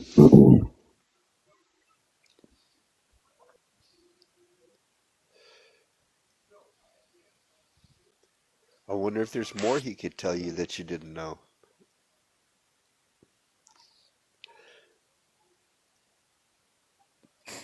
Is there something else we're missing? I ask him that on a daily thing. Yeah. Probably more understanding. I don't just sit here in pride like everybody thinks I do. I sit there all the time. God, is there anything else? Am I missing something? I just want to make sure that I know that what he told me already is true, but am I missing a big part that's gonna? And I just tell him all the time that I want everything that he can give. You know? Why wouldn't I desire that? It's not a pride thing. It's God is God. Why wouldn't you want every single thing that he can give you? It's amazing. Searching for Uh, words to Somehow explain the truth. it seems to Jesus me didn't come into his kingdom on Pentecost. On Pentecost, there started a war in heaven. Michael and the angels fought against the dragon. That just began the war. Jesus came into his kingdom whenever the believers believed him and were caught up to heaven. He said he would not sit down on his throne so he was at the right hand of God until he returned. He said once he returned with all of his holy angels, then he would sit down on the throne of his glory. And they would be given 12 thrones to judge the 12 tribes of Israel. why is the dragon still alive? What is that? It's not, Satan? it's not still alive. Go read Isaiah chapter 27. It lets you know that Satan was destroyed whenever the altar in the temple was made chalk stones and Jerusalem was destroyed. That's whenever Satan was burned with fire. Fire!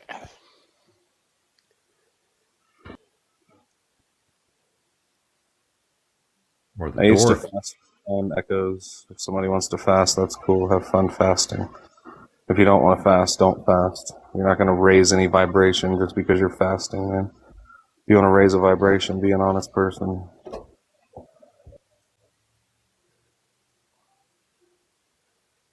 He wasn't talking about people being far off in time, R. Dotson. He said the promise was to them and their children. It wasn't to anybody else. Whenever he said, and those who are far off, as many as the Lord our God shall call, he was talking about the Gentiles. Whenever Paul preached to the Gentiles, he said, you who are sometimes afar off are made now nigh by the blood of Christ. He wasn't talking about people being far off in time. He told the daughters of Jerusalem that they would see the wrath of the Lamb whenever he's going to the cross. Oh, and that same part that you just read, whenever he said this promise was to them and their children, and as many as far off, as many as the Lord their God would call, he said, save yourself from that untoward generation, because it was for their generation, for them and their children. And whenever he's going to the cross, the daughters of Jerusalem are weeping for him. And he turned to the daughters of Jerusalem and he said, weep not for me, but weep for yourselves. For the days are coming whenever you shall cry for the mountains and rocks to cover you, or the hills to hide you. And then what happened under the wrath of the Lamb? It said that they hid themselves in the dens and in the rocks and cried for them fall on them and hide them from the wrath of the Lamb and him that sat on the throne. The wrath came in their time.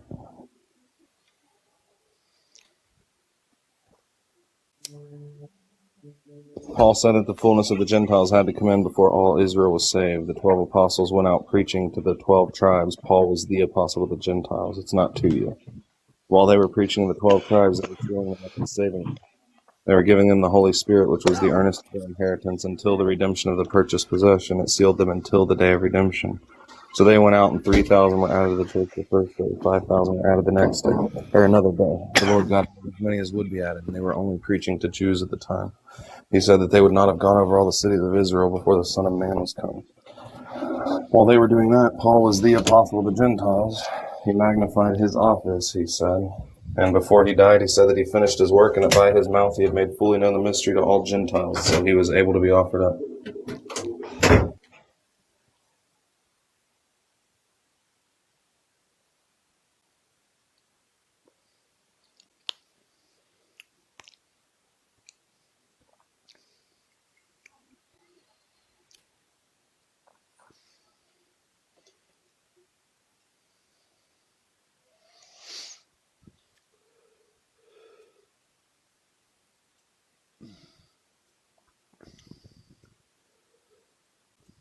Not going to happen. The 12 tribes already happened. The first resurrection already happened. Paul said the fullness of the Gentiles had to come in before the remnant of Israel was saved. So the fullness of the Gentiles came in. Like I said, he finished his work. He made fully known the mystery to all Gentiles. And then he told Timothy to keep the commandment that he gave Timothy without spot until the coming of their Lord Jesus Christ, because Timothy would still be alive. But Paul knew that the 144,000 had to die. That's why Nero was given a power over a fourth part of the earth, because there was an estimated 600,000 Jews living in the land of Israel. The 144,000 came from the land of Israel. They had to be Jewish. They couldn't be half Jewish. They couldn't be Gentiles. They had to be Jewish.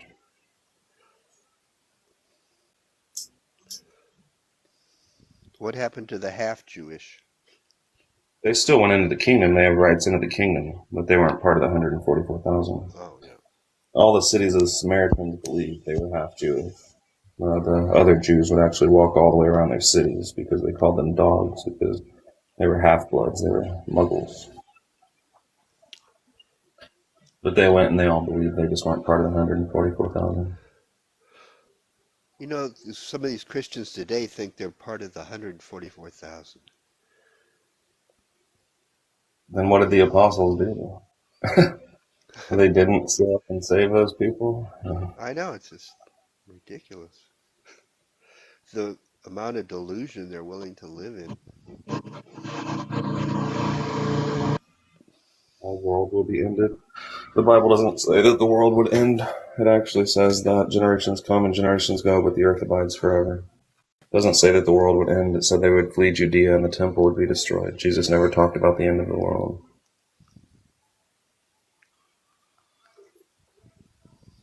Paul was not half Roman. He was a Pharisee. He wouldn't have been a Pharisee if he was half Roman. What he meant whenever he said that he was born free and that he was a Roman was he was saying that he was born, like, you had to have papers back then to own land or anything and actually become a citizen of Rome, but you could do that from any nationality that you were. You know, if your father or somebody wasn't a citizen in Rome, then you couldn't own shops and everything. There was a big difference. So it was a good thing for them to be free. But he was born free. He was born as a Roman citizen. But no, he was actually from the line of Herod. He was a Herodian.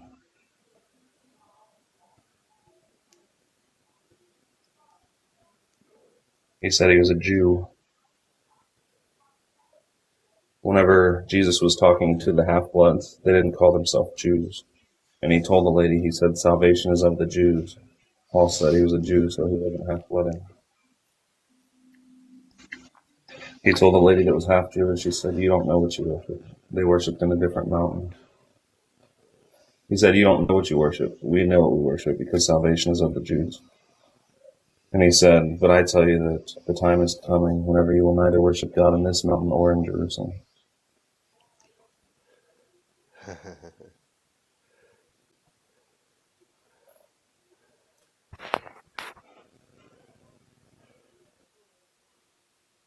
But He didn't come for anybody except for the lost sheep of the house of Israel while he was on earth. That is true. The Gospels belong in the Old Testament. Jesus hadn't died yet. The blood of the testator hadn't happened yet. The laws weren't taken out of the way yet. The Gentiles never had the law. And whenever Jesus died, he took out of the way the handwritten ordinances which were contrary to them, taking them out of the way and nailing them to the cross, which were against them, and so making peace, and in himself of twain, making one new man, excepting the Gentiles, they were now made nigh by the blood of Christ. They couldn't come in until the blood of Christ while Jesus was on earth. He had to do everything under the law perfectly. So he could only preach to the Jews. That's why he told the half-Jewish woman, he said it's not meet to take the children's bread and cast it to the dogs. And God is setting you straight right now.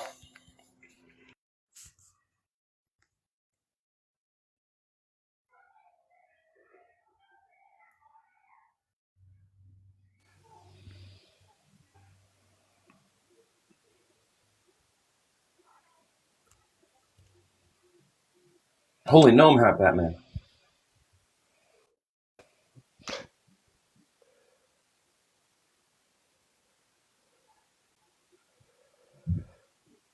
That's weird to say that, buddy.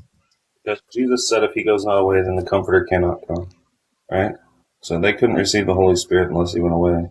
And then he said that the Holy Ghost would not speak of his own, but would only speak the words that were told him. So who was telling the Holy Ghost this thing? He said, whatsoever he hears, he shall say.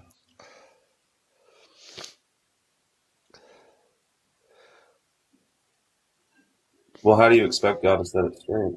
Is he going to come to all people? Then why didn't he just drop the gospel on everybody? Why did he have to have men believe the gospel and spread the gospel? God always uses men to spread something. Like, would you have told Noah, sorry, Noah, you're not God. I don't believe you because he didn't tell me. If God tells somebody something, you have to believe it. If he can't work in men, and if men can't spread his message, then men can't be saved. So you're very important.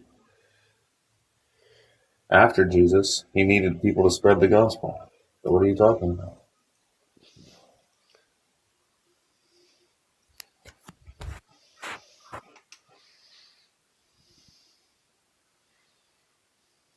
God did not come to Cornelius, the first Gentile, and be like, hey, Cornelius, you're good, buddy.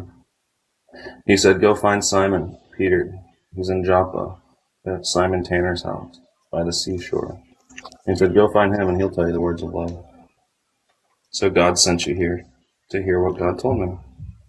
And if you believe it, you'll tell other people. If you don't tell other people aren't going to be saved in this day and age. Do you think God just told me something, so I should say nothing? It's not important. God just told me something and set the Bible straight after 2,000 years for no reason.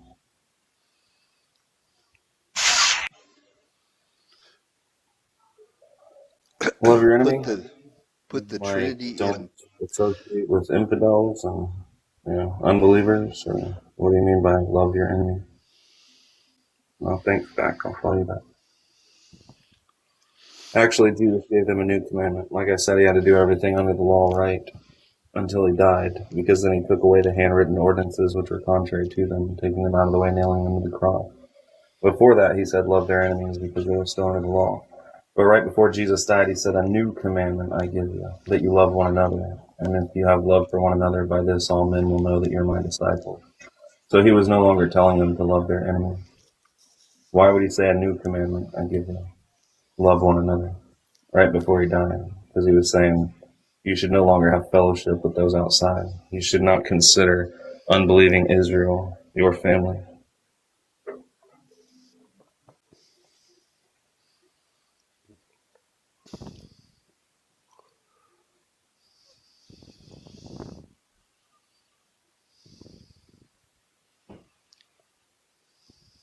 The Spirit put the laws of God inside them and kept them from sin until Jesus Christ could return. It made them the body of Christ. The Holy Spirit could not enter them while they were still sinners. But first they had to confess their sin. And they had to be baptized because God destroyed the world for sin. So the like figure of Noah saved them in baptism. It was their way of saying we're already dead to the world, so don't destroy us, And once they believed in the blood of Jesus and confessed their sins, then they were sinless, so they could receive the Spirit that Jesus had, which came down from heaven, and they became the body of Christ. And they overcame Satan. Satan was still there. Satan was still in heaven. He was still accusing the brethren. So Jesus Christ appeared once in the end of the world to put away sin by the cross, by the sacrifice of himself. But he would appear again a second time without sin unto salvation. So they had to overcome Satan by the blood of the Lamb because sin still existed. So they needed that blood so that they could be like, look, we're not sinners. So they could have the Holy Spirit to keep them from sin. Because sin wouldn't be done until the strength of the law passed, until the temple was destroyed, because the law was the strength of sin. So they had to overcome sin until Satan was cast down. Once Satan was cast down in 66 AD, then now had come salvation, the kingdom of their God, and the power of his Christ. It wasn't until Jesus Christ returned again without sin unto salvation that they were able to enter heaven. Because first they had to overcome Satan. Once they were done overcoming Satan and the 144,000 were killed, then they could be the first fruits unto God. Then God could leave the temple so that the temple on earth could be destroyed, because the 144,000 became the temple in heaven.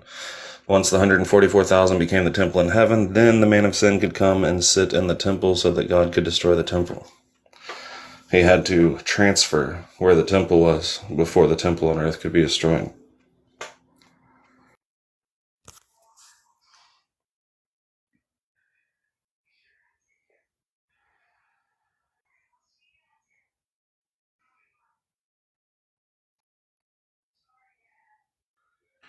Yeah, we all know that verse, and that was true. Jesus Christ was the way, the truth, and the life, but you got to believe the rest of the Bible too. He appeared once in the end of the world. Some of them didn't die before he returned. He did a short work on the earth. He finished the work and cut it short in righteousness. He delivered everything back to the Father and became subject to the Father so that God could be all in all. The marriage supper came and the door was shut. And then the people that tried to come after said, Lord, Lord, open to us. And he said, I never knew you. Depart from me. The door was shut. Whenever the marriage supper came in Revelation 19, it says the Lord God omnipotent began to reign. If the Lord God omnipotent was always reigning, why would it say that since the marriage supper had come, the Lord God omnipotent began to reign? Because Jesus Christ had to do his short work and deliver everything back to the Father. That's why. Once his work was done, then the Lord God omnipotent began to reign. And then John bowed down to worship Jesus. Jesus said he sent his angel unto the churches to testify to the churches. It was the angel of Christ that came to John. And John bowed down to worship the angel that spoke with him. And it was all fulfilled. So Jesus said, see thou do it not. I'm of your brethren and have the spirit of prophecy. For the spirit of prophecy is, or the testimony of Jesus Christ. For it's the spirit of prophecy. Well, prophecy was fulfilled. And he said, worship God. He was no longer supposed to worship Jesus. And they knew not to bow down and worship other angels, as Paul said, that people didn't know what they were doing, delving into the worshiping of angels, right? So they knew not to worship other angels. After Jesus finished his work, but John bowed down to worship him, and Jesus said, don't do it, worship God, because the prophecy was fulfilled.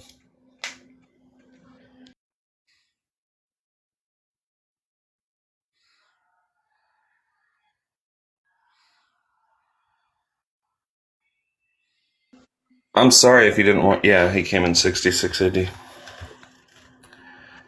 Yeah, Satan was in heaven. If you didn't want to come in, Michelle, don't worry about it. It popped up that I had a guest request, and then I hit it, and I didn't have a guest request, but I thought it was you, so I accidentally hit invite. Satan was still in heaven. It said that there was a woman clothed with the sun. She had 12 stars upon her crown. That's talking about Israel. Whenever Joseph had a dream, he dreamed that the 11 stars, the sun and the moon, were bowing down and worshiping him. And his father, Jacob, who was renamed Israel, said, should I and your mother and your brethren bow down and worship you? Because they were the sun, the moon, and the stars. The wife was in subjection to the man. The moon was under Israel's feet. Israel was clothed with the sun. They were the light of the world. On her crown were 12 stars. That's the 12 tribes of Israel. The 12 tribes of Israel travailed in birth and brought forth a man-child, Jesus Christ. That was to rule the nations with a rod of iron. And Satan tried to devour the child as soon as he was born. That was Herod trying to kill all the babies around Bethlehem under 2 years old whenever Jesus was born. But the child was caught up to the throne and to God. Once Jesus was caught up to the throne, then there was war in heaven. Michael and the angels fought against the dragon, and the dragon fought against the angels. And the dragon's tail drew a third part of the stars and did cast them to the earth. And Satan was cast down to the earth, the accuser of the brethren, that old serpent, the devil. And whenever he was cast to the earth, he knew that he had but a short time. And then now had come salvation. Satan was cast down in 66 AD at the wrath of the Lamb. That's whenever the stars of heaven fell. Whenever Jesus Christ started reigning. Jesus couldn't reign until Satan was cast down. Satan couldn't be cast down until the believers overcame and proved to God and Jesus that they would overcome sin by the blood of the Lamb and the word of their testimony. Once he was cast down, then they could enter heaven. And that was the first resurrection. They ruled and reigned with Christ, and they were given 12 thrones to judge the 12 tribes of Israel. As Jesus told them, if they overcame and loved not their lives unto the death, then they would sit down on the throne with him. And they would be given the rod of iron to break the nations into shivers. That was the potter's vessel. They had to break Israel into shivers. So they sat down on the throne with him to do that. And they were the first fruits unto God, and they followed the Lamb whithersoever he went, and they were seen on him in Mount Zion. They were ruling and reigning with Christ. Oh, thanks, Fac.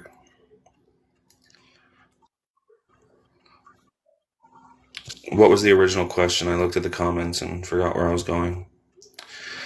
Except for you, Lord. Oh, yeah, Satan being in heaven. Yeah, he was cast down in 66 AD whenever the believers fled.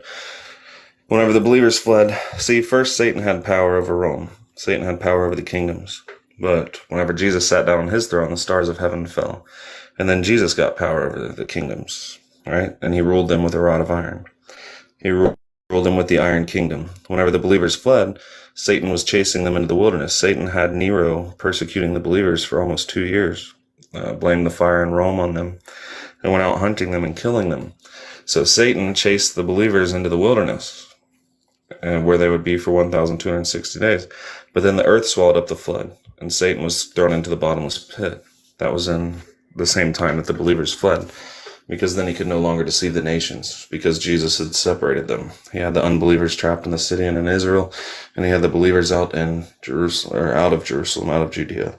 So he separated them one from another. That was him putting his foot on the Mount of Olives, and they fled like as if from the earthquake, right? So he made a place for them to flee. And he separated the believers from the unbelievers. That's what it means by it split in half, and a valley was made for them to run to for safety. And that was whenever Jesus Christ returned. And that's whenever Satan was thrown into the bottomless pit. And then he gave his power to the beast. That's why the beast had 7 heads and 10 horns. Satan had 7 heads and 10 horns because he was the ruler of the kingdoms. Just like whenever he took Jesus up and said, I rule all these. If you bow down and worship me, I'll give them to you. But now Jesus was ruling them, and the saints were ruling with them, because judgment was given to the saints of the Most High. And they ruled and reigned with Christ. And they broke Israel into shivers, and they judged the 12 tribes of Israel. So Satan, since he was going to be gone, the beast came after the working of Satan. The man of sin came after the working of Satan. Since Satan was being thrown into the bottomless pit, Satan gave his power unto the beast. He gave the beast great authority and Satan's power. So the beast had 7 heads and 10 horns, just like Satan did. And the beast was given power to continue blaspheming God's tabernacle or temple for 42 months, from 66 until 70 AD. So the man of sin that came after the working of Satan, and the beast that came after the working of Satan, Israel, they were given power to blaspheme God's temple and his name and those that dwelt in heaven, because the first resurrection had already happened. And they were given power to continue for that 42 months. While they were doing that, Jesus Christ was bringing great wrath upon them, and they were falling by the edge of the sword and being led away captive into all nations. That's why to the beast he said, you who kill with the sword must be killed with the sword, and you that lead into captivity shall go into captivity, because Israel was the beast.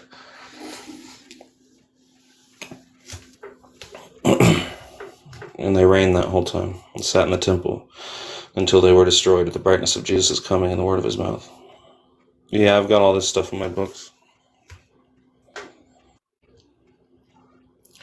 I've got Bible references to all of it, yeah. Euphrates River doesn't dry up. It doesn't matter. It dried up in the 1st century. That was so that the armies of Rome could pass. There were 10 horns on the beast, and they hated Mystery Babylon. This was the Roman Empire. And they called up 10 legions of soldiers to come and destroy the Jews. And over 1 million Jews died just on the day the temple was destroyed. And they hated Jerusalem, and they left her desolate and burned her with fire, because God put in their hearts to fulfill his will until they were left desolate. So Rome called up 10 legions of soldiers that were out past the Euphrates. Nobody has to cross rivers today. We have airplanes. It's not going to happen. Nobody's going to send armies to cross rivers whenever you can put them on boats and planes and tanks and everything. It's just not going to happen.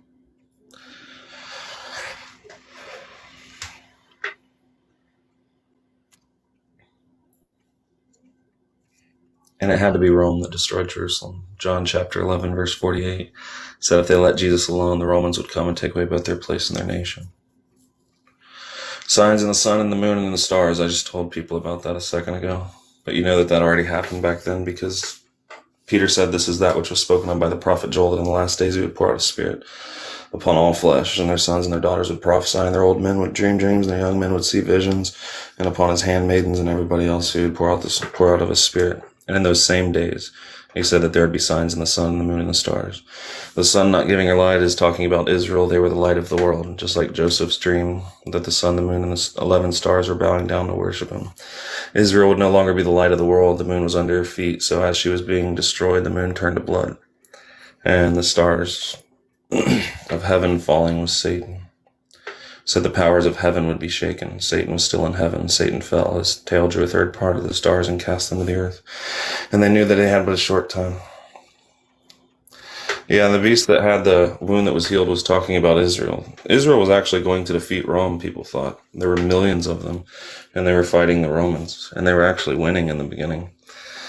But then John of Giscala and Simon Bar-Jorah, they both had mass armies. They got in an argument, and Simon Bar-Jorah left and went out by himself, and Rome started winning. And then they became friends again, John of Giscala and Simon. Simon brought all of his troops, many thousands, back and to Jerusalem, and they re-strengthened, and everybody was like, who's like unto the beast, man? Like, these guys can defeat Rome. Like, they're winning against the greatest empire in the world. Like, who can make war with them? If Rome can't defeat them, who can?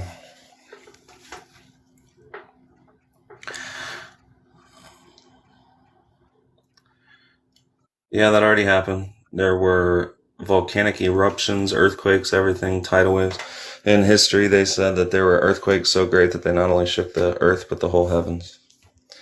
Definitely happened in that time. The bubonic plague went through also, is what anthropologists have said by the bones that they found in Israel from the time. Is that they actually had the bubonic plague and possibly cholera, because the waters were made bitter because there were so many dead bodies that it polluted everything.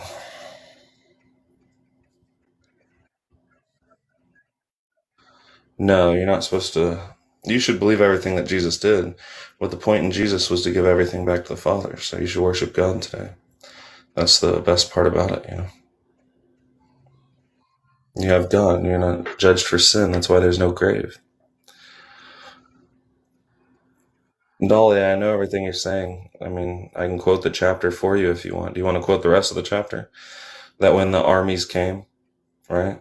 So first he tells them that those things are the beginnings of sorrows, and for them not to be troubled because they had to preach the gospel. And after that, they would be delivered up to councils and put to death, and even their own families would hate them. Then he said they'd see the armies come to Jerusalem, and whenever they saw that, flee Judea. And then in their lifetime, the armies came to Jerusalem, and they fled Judea. And whenever they fled Judea, he said, look up, for your redemption draws nigh. And he said the desolation thereof was nigh and even at the door. Good night, Mike. So read the rest of it, because he said whenever those armies came, he said, these be the days of vengeance, whenever all things written shall be fulfilled.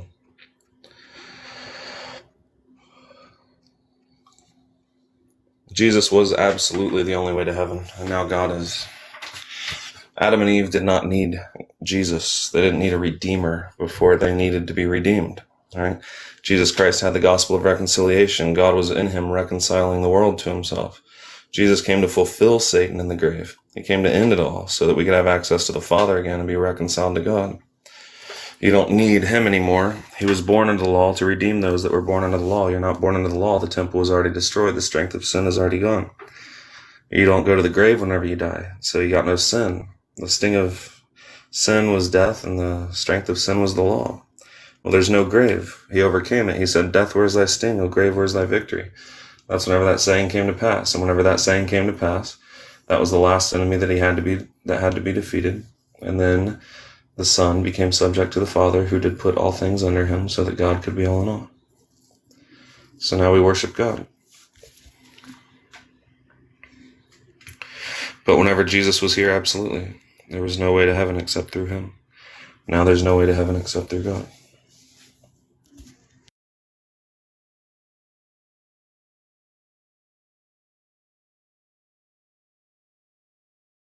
I'm sorry, guys. I'll be quiet for a minute if you want to talk.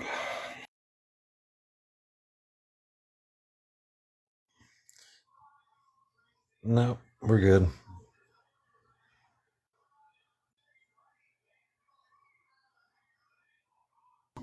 Am I putting you to sleep?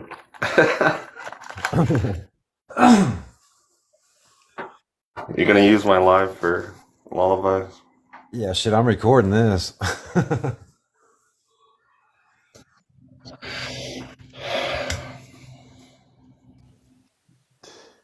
Dolly, Yeah, are you? You have I us feel like muted. I'm coming down with a cold, so I'm just kind of laying here, kind of listening to you, dozing off. Ah, There's no prophecy in the Bible for us today. No, absolutely not. All the blood of the prophets were applied at the hands of that generation. The prophets were fulfilled in that generation. I will see you later, Keenan Allen. I'm not quoting. I'm sorry. Ken Allen. Yeah.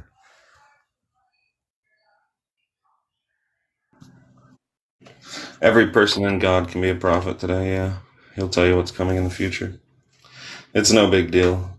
And God doesn't really take back what he did, you know. Whenever he poured out his spirit and they all prophesied, it's the same today. Any person in God can prophesy. God will give you prophecies and tell you about the future, every single one of you. If you just throw everything else away, start being an honest person in your life, don't condemn for sin, and worship God only. If you do that, he'll give you dreams, and you'll be a prophet. It's not like a big deal to be a prophet. It's God telling us. It's not like in the Old Testament where you had to be something special.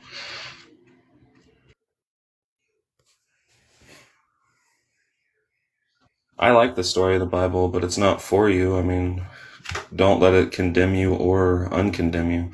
Don't say, well, the Bible says this, so it can't happen today. Or the Bible doesn't say this, so it can't, don't say I have to do this because of the Bible, or I don't have to do it. Just read the Bible as it is, as history, and worship God today and do what he tells you.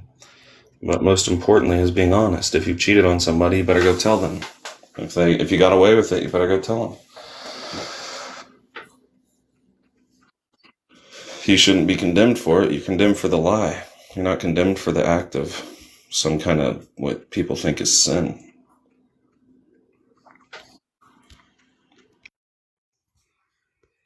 You can't remove the evils of our day. It's never going to happen.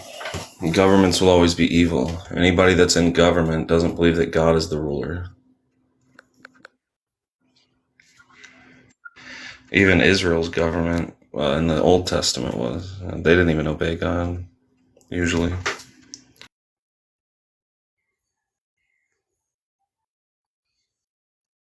We can't be in Revelation. Daniel only lived 500 years before Christ, and he was told to seal up the vision and the prophecy because it wouldn't be for many days, but it was for the time of the end. And then John saw the same things as Daniel and was told not to seal the vision or the book because the time was at hand. They were living in the end. Jesus was coming quickly. He was coming so quickly that he said, let those who are holy be holy still. Let those that are filthy be filthy still. Hold that fast what you have already until he comes, because behold, he's coming quickly and his reward is with him. John wrote the things which were shortly coming to pass. Those that pierced Jesus were still alive. They wailed because of it, and they saw him coming in the clouds. Like he told the priest at the Sanhedrin, he said, after this you will see me sitting at the right hand and coming in the clouds of power. Peter said that God knew how to deliver the godly out of temptations and to reserve the unjust until the day of judgment, because the wrath was coming on them in their generation. That's why whenever John came, he was saying, guys, the kingdom of heaven is at hand. Forget about the kingdom of earth. But then the Pharisees who owned the kingdom of earth came up there because they wanted to be seen righteous as everybody, but they wouldn't confess their faults. So John said, go bring forth fruits meet for repentance, or else I'm not going to baptize you. If you're not going to confess your faults, you ain't getting baptized. And he said, O generation of vipers, who has warned you to flee from the wrath to come? Because the wrath was coming on them.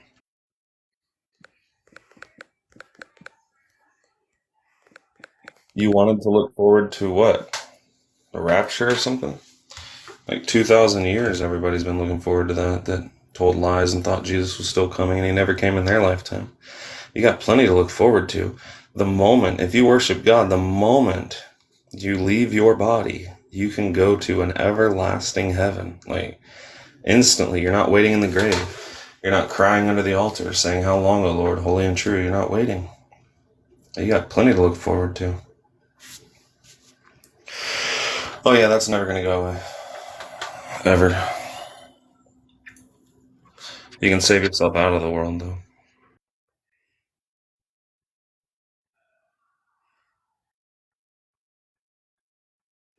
There is no 7 years of tribulation in the Bible. It doesn't say that anywhere.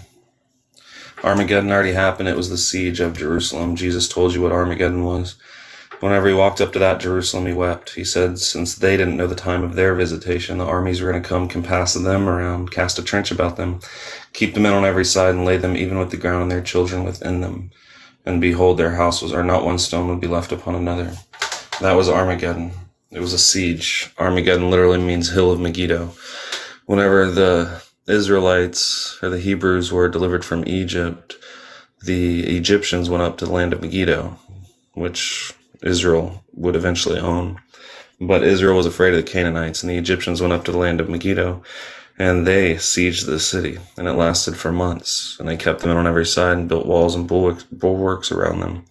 And then they destroyed them. And that's what he was saying whenever he was talking about Armageddon. It was the siege of Jerusalem. He said Jerusalem was spiritually called Sodom in Egypt, where their Lord was crucified. You don't do either one of those things, Goanna.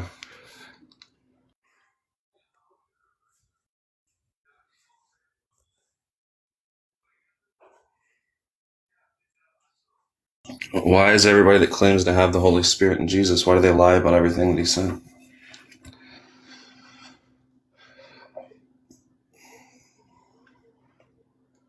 No, doesn't say that. It said the wrath would come on them. It said the wrath of the Lamb would happen then. It said Armageddon would happen then. It said those were the days of vengeance whenever all things written were fulfilled. All the Jews from all over the world gathered themselves to Israel for Passover because they rejected Jesus Christ, who became the new Passover.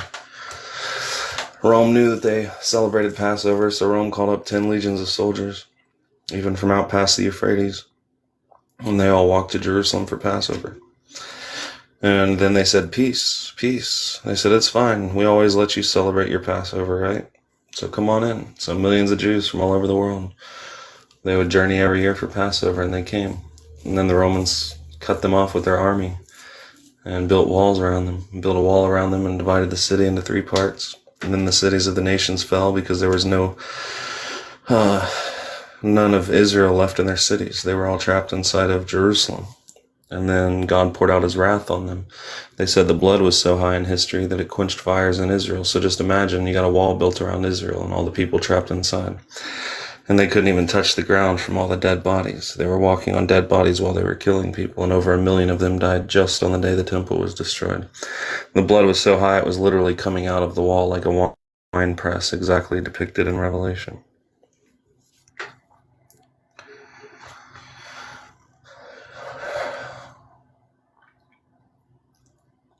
Why does it matter if Jesus is God? Does that negate the fact that Jesus Christ did a short work on the earth, delivered everything back to the Father, became subject to the Father, that he sat down on the throne of God, and then he got off the throne of God and gave it back to God, and that his work is finished, and the marriage supper came, and the door was shut, and now the Lord God omnipotent reigns? Going through Jesus is not the way anymore. The history of Revelation was written in the mid-60s. A fire burnt Rome to the ground in 64. And they blamed it on the Christians. Nero blamed it on the Christians. John was exiled to Patmos. It's the Syriac Bible, I think, even written in the 400s, says that John was exiled to Patmos under Nero, is what it says in the book of Revelation in that Bible. It said John's revelation and his exile in Patmos under Nero. And Papias was older than, came before Irenaeus, and Papias said that John got off of Patmos and died at the hands of the Jews in the mid-60s. This belief that Revelation was written in the 90s is a lie. It comes from a man named Irenaeus who wrote a book against heresies in 180 AD. He said that Jesus Christ was 50 years old whenever he's crucified, therefore he gets a 20-year later date for Revelation. So he's lying about that too. And he didn't even say that the book of Revelation was written then. He just attributed what those Christians were going through to Domitian in the 90s. But the truth is, Revelation was written while the temple was still standing. He said, John, arise, measure the temple, the altar, and them that worship therein. So it was written before 70 AD. And we know that this belief that John lived to be 100 years old and died of natural causes and wrote Revelation in the 90s is not true, because Jesus told John that he would die. John and James came to him and they said, "Can we sit at your right hand and in your left in your kingdom?" And Jesus said that it was not his to give, that who sat on his right hand or his left, but that was his Father's to give. And he said, "Can you drink of the cup that I drink of and be baptized with the baptism that I'm baptized with?" And they said, "Yes." And he said, "Verily, you will drink of the cup that I drink of." So they would be martyred. So Jesus Christ said John would be martyred, not die of old age.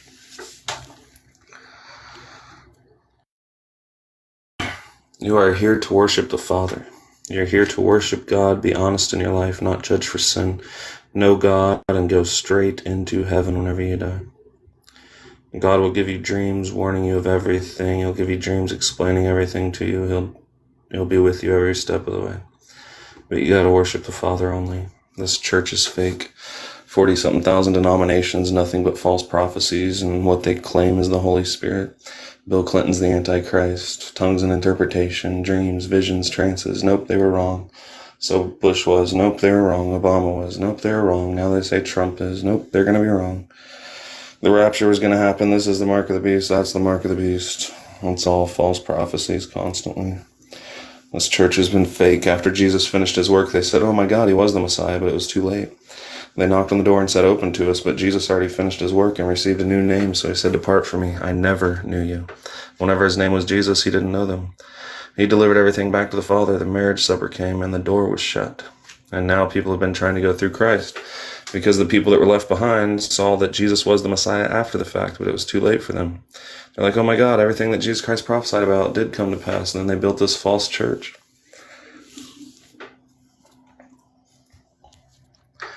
I'm getting talked out, guys. Are you sure you don't want to talk? Or I don't know how much longer I'm going to be on here.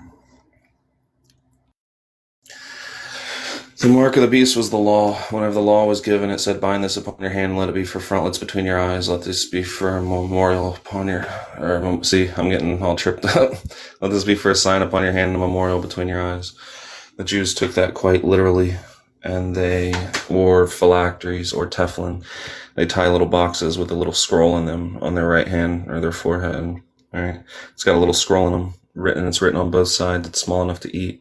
That's what John saw in chapter 10. He saw an angel put one foot on the sea and one foot on the earth. One beast came up out of the sea. The other beast came up out of the earth. So this is the mark of the beast. And the seven thunders uttered their voices, but he wasn't allowed to ride it, because the mark of the beast had to try the people, those who tried to keep the law. And it was a little book that was small enough to eat. It was a little tiny scroll that was small enough to eat. And those that tried to keep the law and reject Jesus Christ, they kept the curse. He came to redeem them from the curse of the law, being made a curse for them. But they kept the mark of the beast, and that's how you could tell the difference between a Christian and an unbeliever.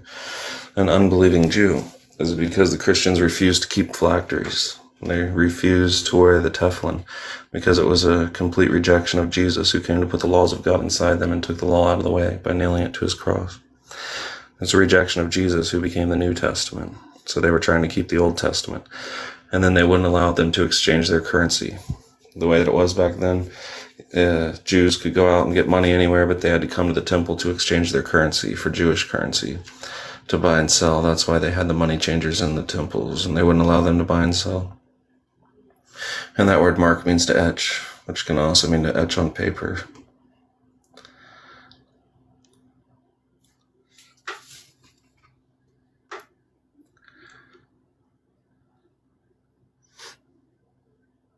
Did God ever approve of burnt offerings? Yeah, he did. He didn't approve of it whenever they started disobeying him, because he said, "Were you really offering to me?"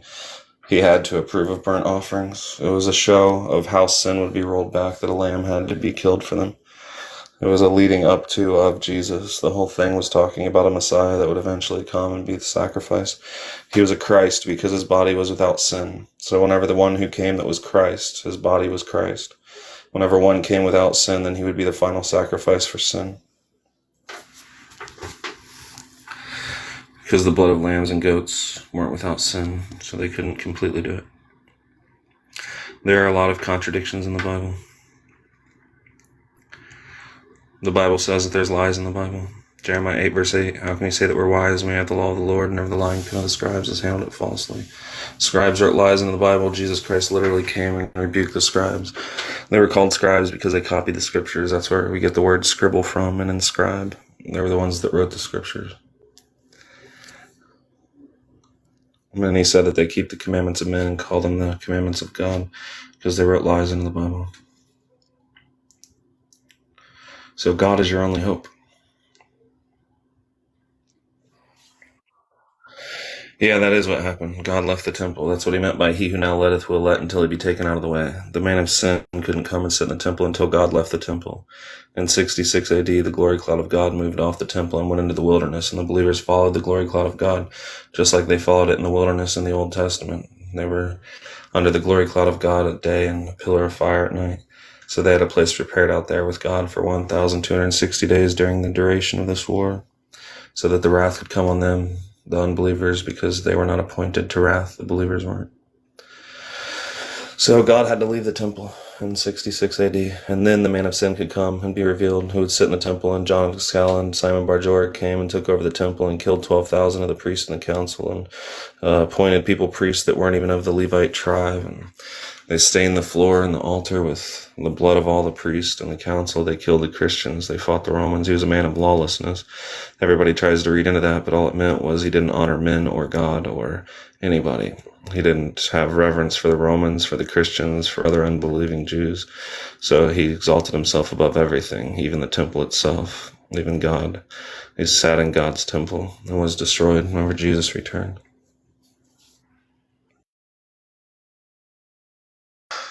Oh, thanks, TDR.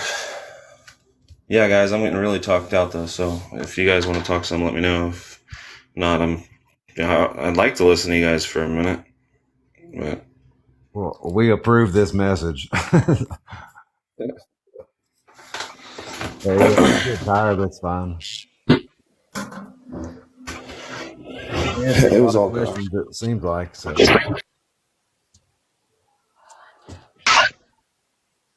Well, if you guys just don't really want to say anything either, I'll probably just end moving on it for a while. Yeah, I'm pretty tired, sick and tired. That was amazing though, just sitting listening to you go on and on like that. Well, if something made sense, and just be truthful in your life and go to God. He can answer all those questions, and put God in your life. I mean,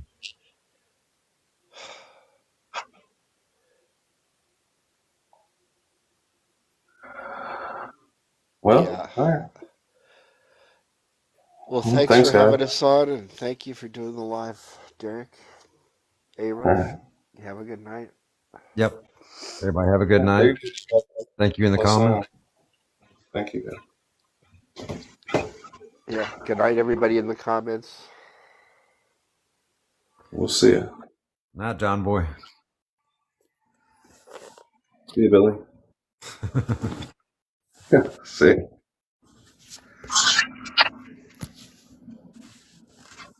It's not letting me click out. Okay, there it is.